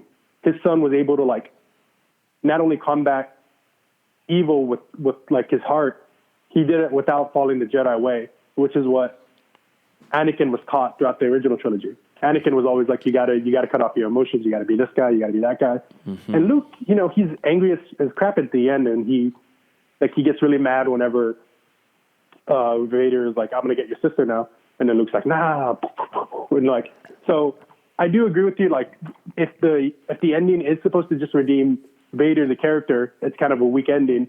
But what I guess I'm arguing is the prequels kind of recontextualize what that scene means to the character Anakin Skywalker. Yeah, yeah, and I can see George kind of being that figure now. This is a guy that was told, "You're supposed to be one way. You're supposed to be one way. You're supposed to be one way," and ended up creating an empire that arguably does not do the galaxy any good favors. And perhaps, George letting go of Star Wars was the best thing he could have ever done for himself and Star Wars. And for people like you, it doesn't redeem him. Right. But it does. But it redeems Lucas to himself. Ooh. Maybe. Who knows? Poetic justice. Fitting everything into the Star Wars box for Lucas. That's poetic justice. You could say, well, but Star Wars is just for a kiddies movie. I said, the idea of making it for kids, the idea that it was a fun kiddie movie, all of that stuff was very important to me. I like that sort of thing, and I like Star Wars. And I did it not because I thought it was going to make any money, because, as I say, in the end, we finished it, we showed it to the board of directors of Fox, and they hated it. And I had an ally at the head of the studio, and he fought for me and got it through there, but, nobody thought it was going to be a hit, especially me. Okay, so personal film becomes among other things, a blockbuster. Right. Well, and again, it was the second time, because American Graffiti was a very personal film. And also, Star Wars became a cultural mainstay, as we've said. And here's what Steven said. He said, it is the moment in which the entire industry changed. Star Wars is the moment when the industry changed. Well, it changed for the good and for the bad. Yeah. Yeah. And, it's, again, when you invent things, well, you don't invent things, I don't know. But when you bring new things into a society, you can either, it's like the balance of the force.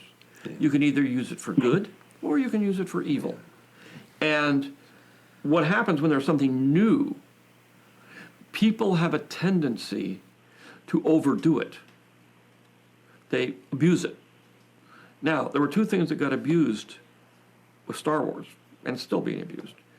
One, when Star Wars came out, everybody said, "Oh, it's a silly movie, it's just a bunch of space battles and stuff. It's not real. There's nothing behind it." And I said, well, there is stuff behind it. It's not just a space battle. There's more to it than that. It's much, much more complicated than that. But nobody would listen. So they just said, "Oh, well, it's simple, and we like the spaceships, we like the stuff." So they said, fine. So the spaceships and that part of the science, fantasy, whatever, got terribly abused. And of course, everybody went out and made spaceship movies. And they were all horrible, and they all lost tons of money. Well, except Flight of the Navigator and Mac and Me, those were fucking lit. Just want to put that on wax. And you say, well, there's more to it than that. You can't just go out and do spaceships. And the other part was which is the technology, which is, we'll just take this new technology. It's great. Especially when it came down later to digital technology where you can really do anything. And then people just abused it all over the place, which they did with color, they did with sound. Whenever there's a new tool, everybody goes crazy and they forget the fact that there's actually a story, and that's the point. You're telling a story using tools. You're not using tools to tell a story. If you understand that. I do. The point was the other thing that Get him, George. got abused, naturally in a capitalist society, especially in an American point of view, which is Whoa. the studios and everything said, well, wow, we can make a lot of money. This is a license to kill. This is like when he's like going after Disney a little bit. Here he comes. Go get him, George. Get him. Just simply, and of course, the only way you can really do that is not take chances. Only do something that's proven. Let's not do any. We've got to remember, Star Wars came from nowhere. American Graffiti came from nowhere. There was nothing like it. Now, if you do anything that's not a sequel, or not a TV series, Get him, George. or it doesn't look like one, they won't do it. They say, we want something that we know. So that's the downside of Star Wars. That's the downside of Star Wars, and it really shows an enormous lack of imagination and fear of creativity on the part of an industry. I mean, corporations are not known for, maybe not Silicon Valley, but the old institutions are not known for being they're known for being risk averse. And movies are not risk averse. Every single movie is a risk, a big risk. I like to say, it's like Preach. the movie business is exactly like professional gambling, except you hire the gambler. Usually some crazy kid with long hair who's like, I don't get this guy at all. You give him $100 million, and you say, go to the tables and come back with $500 million. That is a risk. Now, the studios don't want to think of it that way. They say, well, maybe if we told him that he couldn't bet on red, maybe if we told him, because we did market research and we realized that red wasn't, so they tried to minimize their risk. Get him, George. And of course, you're hiring the kid to take risks, to be creative, to do things that have never been done before, never been tested. You have no idea whether they're going to work or not. That's completely the antithesis of what a big modern corporation is. They want to test things 360 ways. You just go out So and Hollywood is not like a big American corporation because it'll just throw money away behind somebody and have him go or her go and figure out. But they don't know. They don't know how to do that because they're basically corporate types. They think the worst thing that happens when they think they know how to do it. Then they start making decisions that ensure that it's not going to work. But you're George Lucas, and This is what I would say if I was Charlie. American Graffiti. You were ahead of your time with Star Wars. Have you been ahead of your time since then?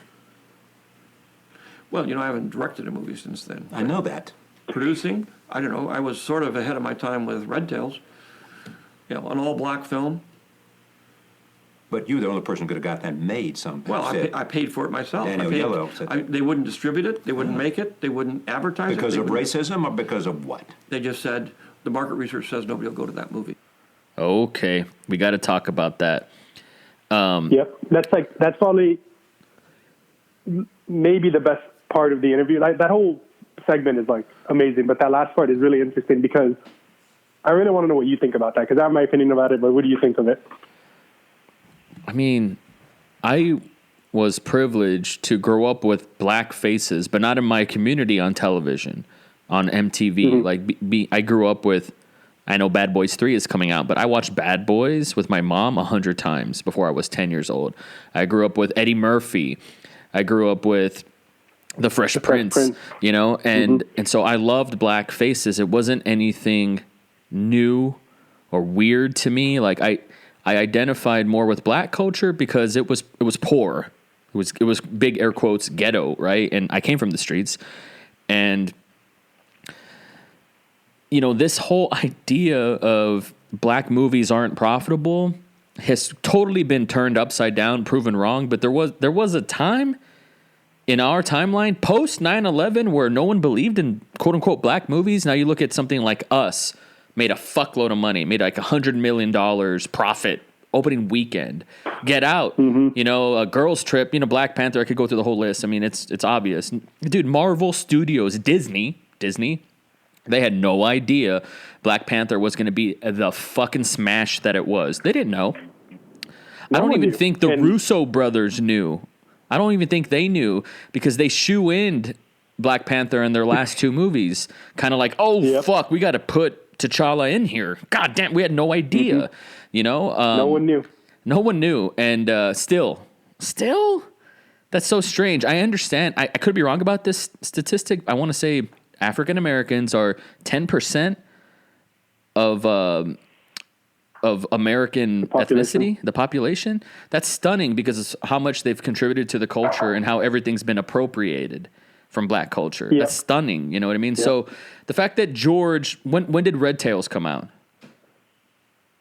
Shoot, it came out right before he showed Star Wars. So I think maybe and I could be wrong, but I think 2012, 2011 range. Yeah. 2012, ahead of his time, had no business making this movie. Really? And he did it himself. He produced it himself. No one believed in it. And, ultimately it did fail, but I would say it failed because no distribution company believed in it. But history has proven that it probably would have made money if he marketed it the right way. I think if that were to come out today, it would make over $100 million for sure. Oh, easy. Yeah. And it wouldn't cost that much to make. Right? The guy who wrote 12 Years a Slave wrote that movie. Come on. And now there's more black stars than ever.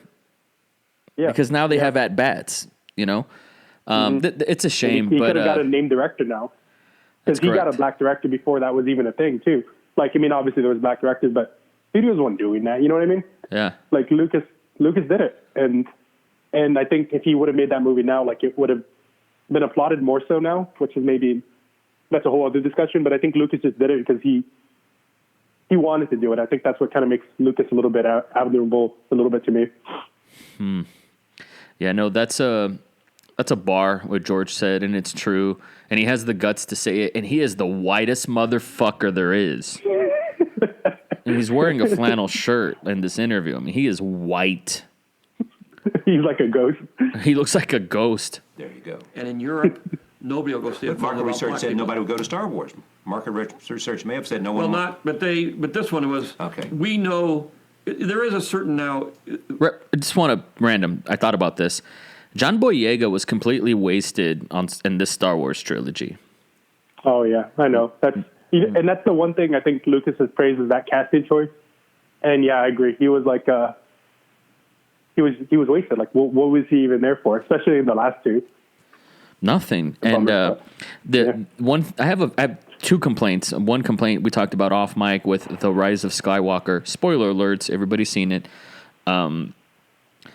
Chewbacca most famously was never given a medal at the end of Return of the Jedi. And I believe, what's his name? Carl Sagan made note of it on Carson or something, saying that was his gripe with the movie. The Wookiee didn't get a medal at the end. He just was in this, he's a warfighter. What the hell is that? And he gets one at the end of Rise of Skywalker. But Chewie celebrates the medal, and you and I were talking as a multi-war vet, I just don't think he would do that. It's neither here nor there. But also John Boyega constantly being cucked, being held back while Rey's, fighting, and he's just literally just steps away from getting his balls smashed with somebody in stiletto shoes, just watching somebody fuck his girlfriend. What is he there for? He's, I understand this subversion of he's this damsel in distress guy and whatever, but there's so much they could have done. He's a very two-dimensional character, and that's a bummer. And it would have been pretty neat if him and Poe had an on-screen kiss. I agree with that. There's some people that say that, and I'm one of them for sure. At least it would have made sense, but wasted. And Billy D. Williams in Rise of Skywalker is wasted too. Poor thing. I felt so bad in every shot that he's in, where I just know the actor in real life is just in tremendous pain, doesn't want to do this. Oof, sorry. They deserve better Yeah. than that. They deserve better than. And all black Star Wars, the gross, that's a $3 billion movie right there. But yeah, for sure. An And all that's- black Star Wars. Yep. Just look at Black Panther. It's like it's been proven, and like for whatever reason, studios even still now kind of ignore it. But yeah. Yeah, well, look at Creed and look at all, these new black voices that are coming out that are making money, man. So it's there. Tyler Perry keeps making money, keeps making movies, and Kevin Hart's movies keep making money, and there's a reason for that. Over time, a lot of these issues that were just becoming, they were dimly aware of them, have become institutionalized. Now they know that movie will do well in France, this movie will do well in Denmark, China. this movie you can't do in Asia. And they got their markets, they know how much of the share they get, and they do their little analysis, and then they say, well, we will or will not make the movie. It has nothing to do with what I do, which is make a movie, something that people can enjoy. Okay. It has nothing to do with that. I made money in spite of myself. And I think I made money because I didn't care. I didn't care whether it was a hit or not a hit. I wanted to make this movie as a movie. And that's the thing that they won't do. And that they can't do it. It's not in their constitution to do that. I have a fiduciary duty to come up with a thing. I got it 10% a year, my stockholders. That's why I would never go public. And that's why I said, I'm not going to be beholden to anybody. And that's why even now with the company, That's when integrity. I sold it, one of the reasons I sold it was I was starting to make movies that were more personal and were obviously losing a lot of money. And I said, I really can't do this much more because the company will be dragged down. And I had 2,000 employees. So I had people to think about. So I said, best way to handle this is to sell it and then take the money, put it in a bank account. I call it my yacht because a lot of my friends have yachts. I said, I'm not going to buy a yacht, but I'll take the money that I would use to have a yacht and I'll put it in a bank account and I will use that to make movies that I know are experimental, that I have no way of knowing whether they'll work or not, but I want to see if they work. And that means I don't have to show them to an audience. I don't have to have people. So when are we going to see that movie? You're not. You might. But you're in a world now where everything is, well, first of all, those movies, they don't make money. And you can't, like Red Tail's perfect example. Not only does it not make money, you can't get anybody to distribute it. You can't get anybody to put any advertising money behind it. You can't, so it loses money no matter how you do it. So why in the world go through all that, get bad reviews, get all the, crazy people yelling and screaming at you? Why not just make the movie for yourself and your friends? And that's where you are in your life today. Yeah, I'm That's doing exactly what I what wanted you to do back when I started, but I'm going to learn things, and the things I learn, possibly I'll pass on to other friends of mine and other people who are directors to say, I didn't know you could do that, because that's what directors do. They learn from what all their peers are doing.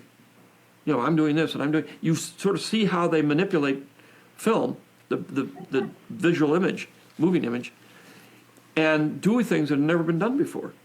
And so that's what I want to do, because in the movie business, you cannot take a risk.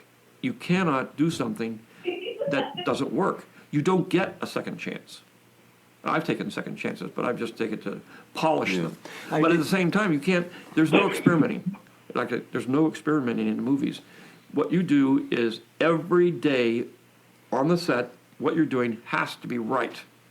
If it's not right, and you make the mistake enough, the film will fail. If the film fails, then the people lose their money, and and you usually don't get another job. But are you telling me, and is this what you believe today, that in your life's experience, you know how to make a popular movie, but that's just not what you want to do at this stage in your life? Yeah. Why would I? You don't need the money. I don't need the money. My interests have shifted to more mature things. I mean, I did the kids thing. I did it. To me, it's 6 films, and Why do you say the kids thing? Well, it is a kids film. Adults like it. It's for everybody, obviously. But the kinds of movies I'm going to make now are much more demanding of an audience, and most of the audience won't have anything to do with it. And it's on subject matter that most people don't want to see movies about. So, but I do. And, you know, it's I've made movies for me that I wanted to see, but I knew what they were. You know, I said, okay, this is this movie, this is this movie, this is this movie. And in producing films, where I was able to get other people to put their money in, studios, I wouldn't take it from real people, I'd only take it from corporations. Get him, George. So, you know, it's a little bit of the Robin Hood thing. Yes, I know. Let me just talk about the upcoming Star Wars. Charlie, let me get my shit in. Let's get back to the point. Well, it's, you know, I made the decision to sell the company. Here it comes. I made that decision because I looked at the future. I looked at the fact that I was going to have a baby. I looked at the fact that I was married. And I looked at the fact that I wanted to build a museum. And I looked at the fact that I wanted to make experimental films. So my life was going on a different track. I noticed the last few movies that I'd made were costing the company a lot of money. And I didn't think that was fair to the people that worked there or the company. And so I had made a decision to move ahead on the next Star Wars series, and we were starting to do that. So you were starting to make the next Star Wars. Yeah. You as director, filmmaker. So, and we were working with a writer. It wasn't quite working out, but I was also, you know, I was also stepping away a little bit to, and turning things over to Kathy Kennedy. And so what happened was Disney said, gee, or Bob Iger said, gee, if you really want to sell your company, if you're thinking about selling it, because we were talking about retirement and what are you going to do after all this kind of stuff. And he said, well, if you really want to sell it, you know, we're very interested. That's a trap. So that started that ball rolling.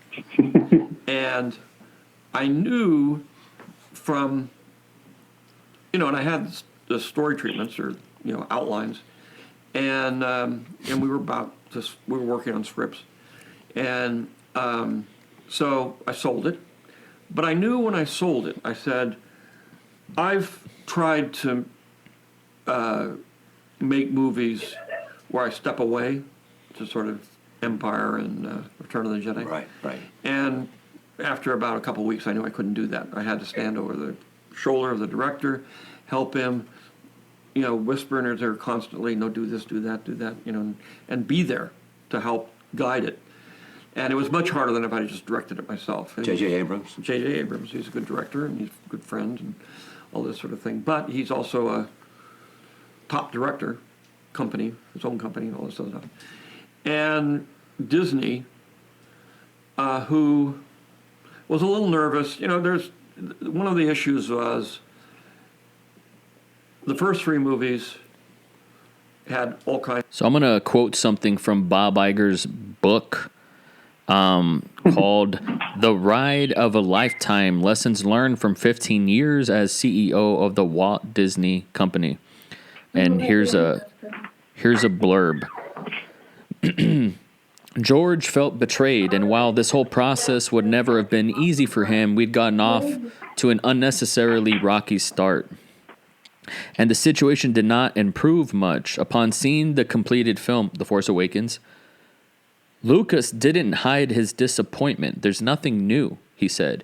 In each of the films in the original trilogy, it was important to him to present new ideas, new worlds, new stories, new characters, and new technologies. In this one, he said, there weren't enough visual or technical leaps forward.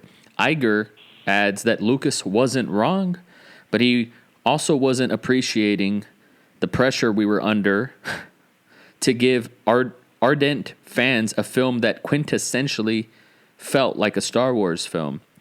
We'd intentionally created a world that was visually and tonally connected to the earlier films, to not stray too far from what people loved and expected, and George was criticizing us for the very thing that we were trying to do.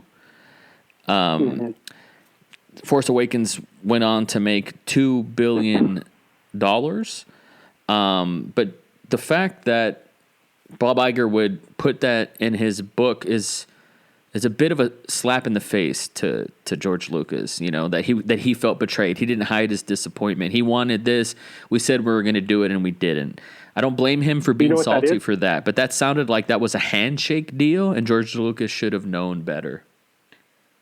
Yeah, and I think Lucas, for whatever reason, trusted Disney.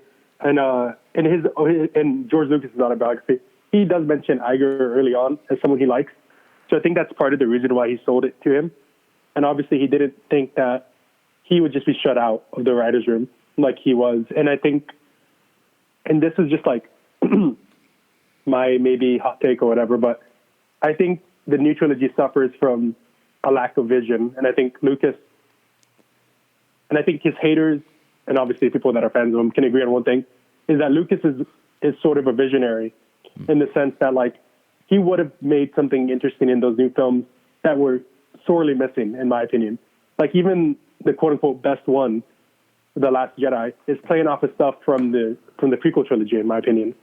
And I just wish Disney wasn't so afraid of making something fun. Like, it's Star Wars. It would have made $1 billion anyways. Like, why did you want to make this the greatest film series into Marvel? Like, it made no sense to me, and that's what Disney wanted to do. And I think Lucas has the right to be salty, and I see that quote in the Iger book as like him doing a victory lap, saying I was right ultimately. But no, history has proven you wrong, because the next Star Wars film made half of what the first one made, and the newest one made less than that. Yeah. So, like, in the end, you should have maybe listened to the artist. It's really interesting. Have you seen The Mandalorian? Yeah, I've seen the first couple of episodes. I like it, but you know, it ends strong. The last 3 episodes are really good. It feels. I don't want to get on a tangent of Disney Plus. I happen to think it's very weak out of all the OTT platforms. I think it's the weakest in terms of its IP. You would think with Star Wars and Marvel and Nat Geo that it would be more robust, but it's not. And granted, I know Disney owns Hulu, and so they're going to bring the FX. Okay, I get all that. But as far as original content, you know, Mandalorian stands out. It's like the only hit on the platform, and I think it will be the only hit until season 2 comes out. But it's inspired, and it goes back to like old George Lucas sort of ethos, and it was, I think, more ubiquitously acclaimed across the board than The Rise of Skywalker and The Last Jedi, which were pretty divisive, polarizing films. And you said that George was on set for The Mandalorian. Do you see what are your thoughts on Jon Favreau carrying the potential torch for Star Wars in the future? Well, so Lucas likes Jon Favreau. It's been kind of proven. He's done a lot of things with him, and I think the respect is mutual. So I think since it was a Disney Plus TV show instead of a movie, there was a little bit more creative freedom. And I think Favreau did something more in the spirit of Star Wars than the new trilogy was. The new trilogy, as Lucas says later in the interview, is retro, and I think people felt it and people knew it. Yeah. You know, and we got into this great conversation, probably one of my favorites we've had privately, where we talked about like how Star Wars fans, despite being the most annoying, the most bratty fan base, are kind of this lost breed of like fan bases that aren't afraid of being critical of like the thing. You know what I mean? Like if you look at Marvel fans, the DC fans, they're always going to toe the company line, you know? They're going to be they bend over and like, spread their butt cheeks. Yeah. But Star Wars fans, they were given this love letter to the original trilogy, and they were like, wait, not so fast. Let me criticize this and what you did wrong. And I really think Iger and Disney didn't expect that. I think they thought they would get loved and admiration, and they did by the critics. The first 2 films are like better reviewed than any of the original trilogy. But you know, they just didn't know that Star Wars fans are a little kooky. That's just how it is. That's right. Yeah, they're not just going to take. They want nutrients in their food. You know, they're not just going to eat the cotton candy and say, please, sir, can I have some more? Like the Marvel fans who claim that Ant-Man and Doctor Strange are essential to something. I don't know. Those movies by themselves are basic as fuck and they're fine, but they don't offer. As soon as you walk away, I'll give you a great example. And I know it's kind of like picking on a small child, but Captain Marvel, saw it, don't remember anything. I don't remember anything. That's all Marvel films. That's all of them. Just to be. And I say that one because I think remember. it was like one of the most recent ones, and I don't remember jack shit. Yeah, like the only Marvel films that have left any type of impact on me are Thor Ragnarok and Black Panther. And those two films were headed by directors that were probably given a small box to play in. That's right. But they played in it a lot. And the things that are forgettable about those films are the things that, Disney was in charge of, like the action, Right. the beats that it had to follow, Yeah. the Cameos. the structure, Yeah. Yeah. But what worked for me, so Thor Ragnarok worked for me in the sense that it's visually the best Marvel film, I think, in terms of just the colors. It's fun. The actors look like they're actually having fun in there. That's right. Not like this forced fun that all the other Marvel films have. And then Black Panther, I think, works for me just because it's about something deeper. It's the only Marvel film that you could dig a little deeper in and find some interesting things to look at. Like, oh, wait a minute, is this movie about this and that? And like, I don't know. So I really hate what Disney has done with Hollywood films, and they are Hollywood now, unfortunately. And that's why I'm glad that as the last FU, Lucas got the last laugh over Iger. Not in the real way, because in the end, Iger owns Star Wars, but in the sense that, like, he didn't make this, like, $1 trillion franchise that he thought the Star Wars films are going to be. Instead, he probably got burned a little bit, and he would probably admit that. I think so. Obviously, they made good on their investment, and it's going to continue. They're going to continue to squeeze that lemon dry. I don't care about the rumors of the Game of Thrones duo. If their trilogy got canceled, I want to say Rian Johnson's trilogy got canceled. I want to say they were making. Oh, they are making an Obi-Wan Kenobi Ewan McGregor vehicle TV show. Okay. Yeah. So, they're still moving forward. But not as much as they were, though. They wanted to do 2 movies a year like Marvel. That's too and that much. just wasn't going to work with Star Wars. Yeah, Star Wars is precious, and they didn't care about that.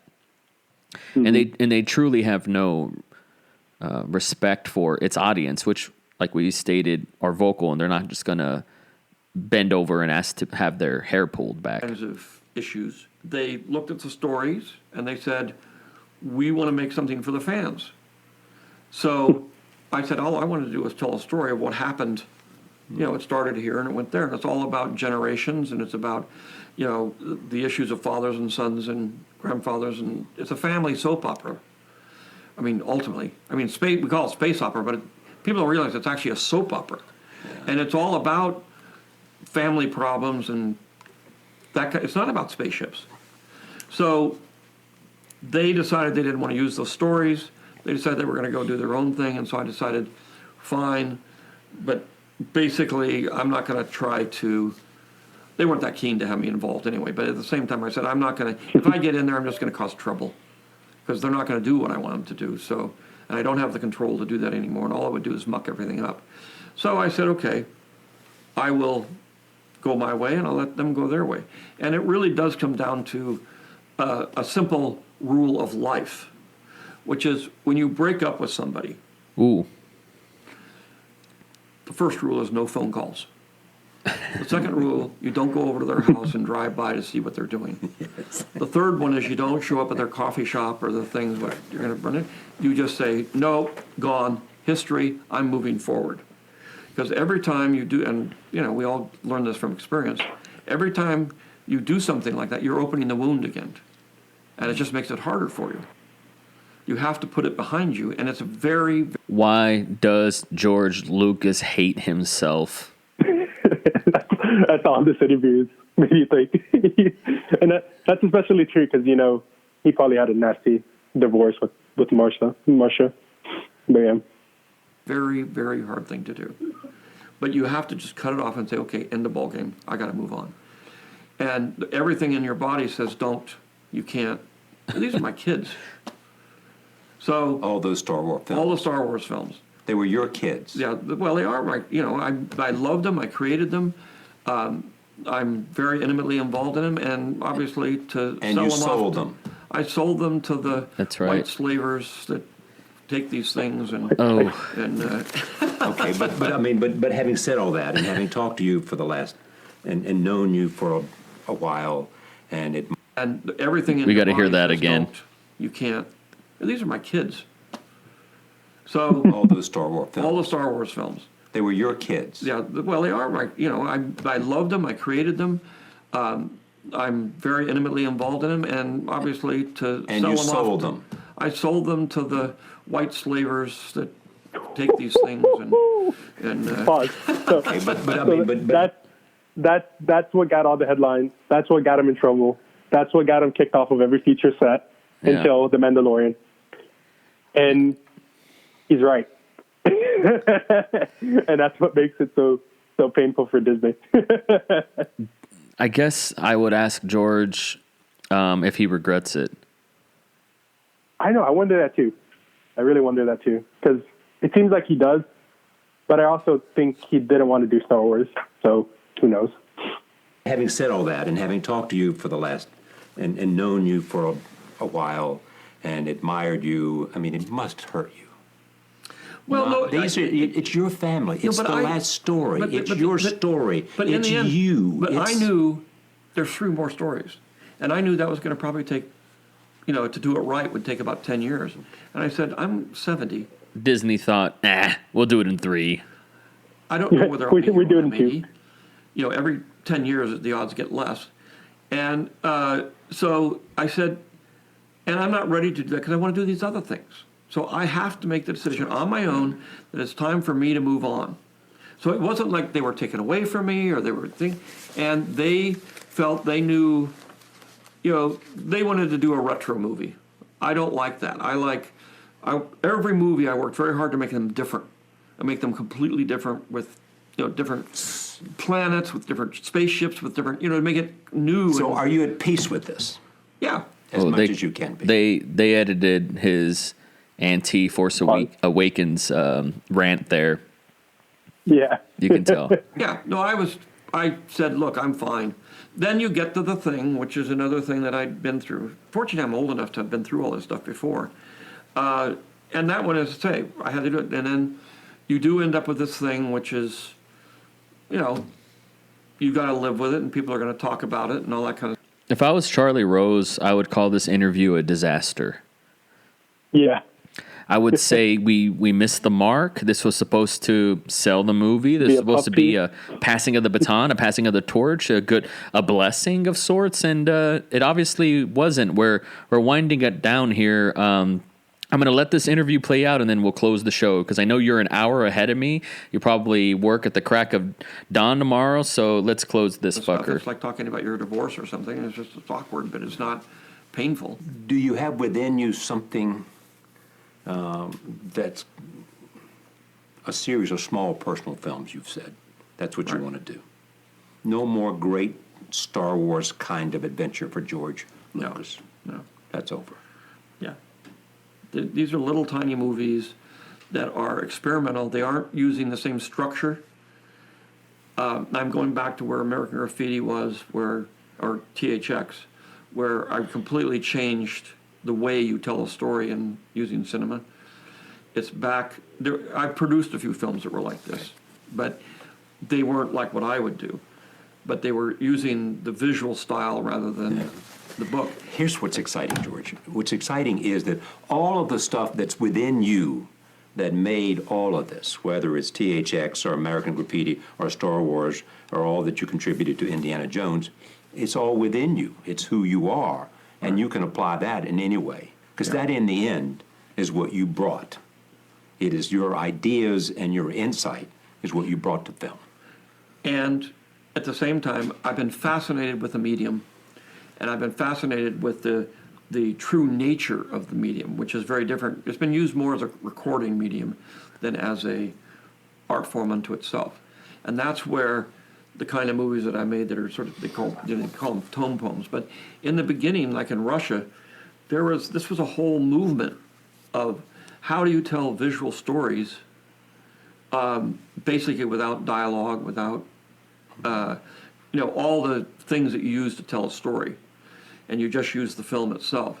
It's kind of esoteric. I'm going to try to take it. It hasn't come much further in 100 years.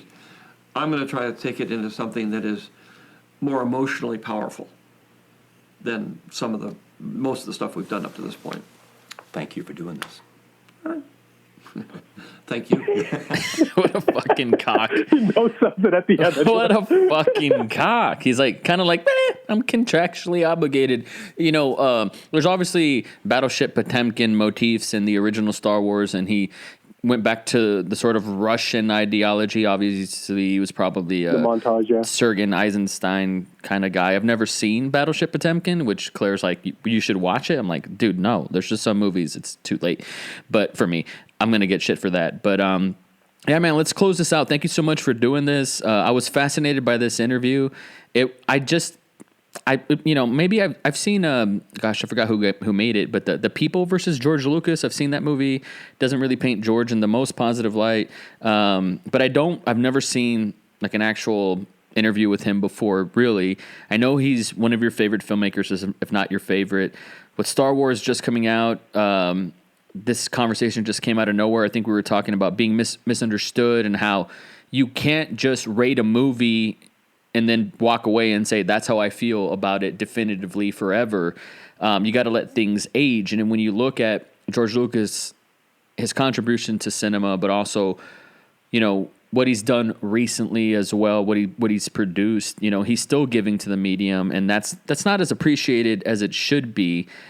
He's a true auteur in every sense of the word, and is one of those, like, we said it off mic earlier, that he is the goal. He's the dream. He's the destination. He's the silhouette for all filmmakers, indie and in the industry, to aspire to be, to create a franchise, to create original IP, to make $1 billion at the box office and then cash out. And we're in a weird society where, we reward people for selling out nowadays. Back in my day, it was like a sell out, now it's like, if you can do that, good on you. That's what the whole,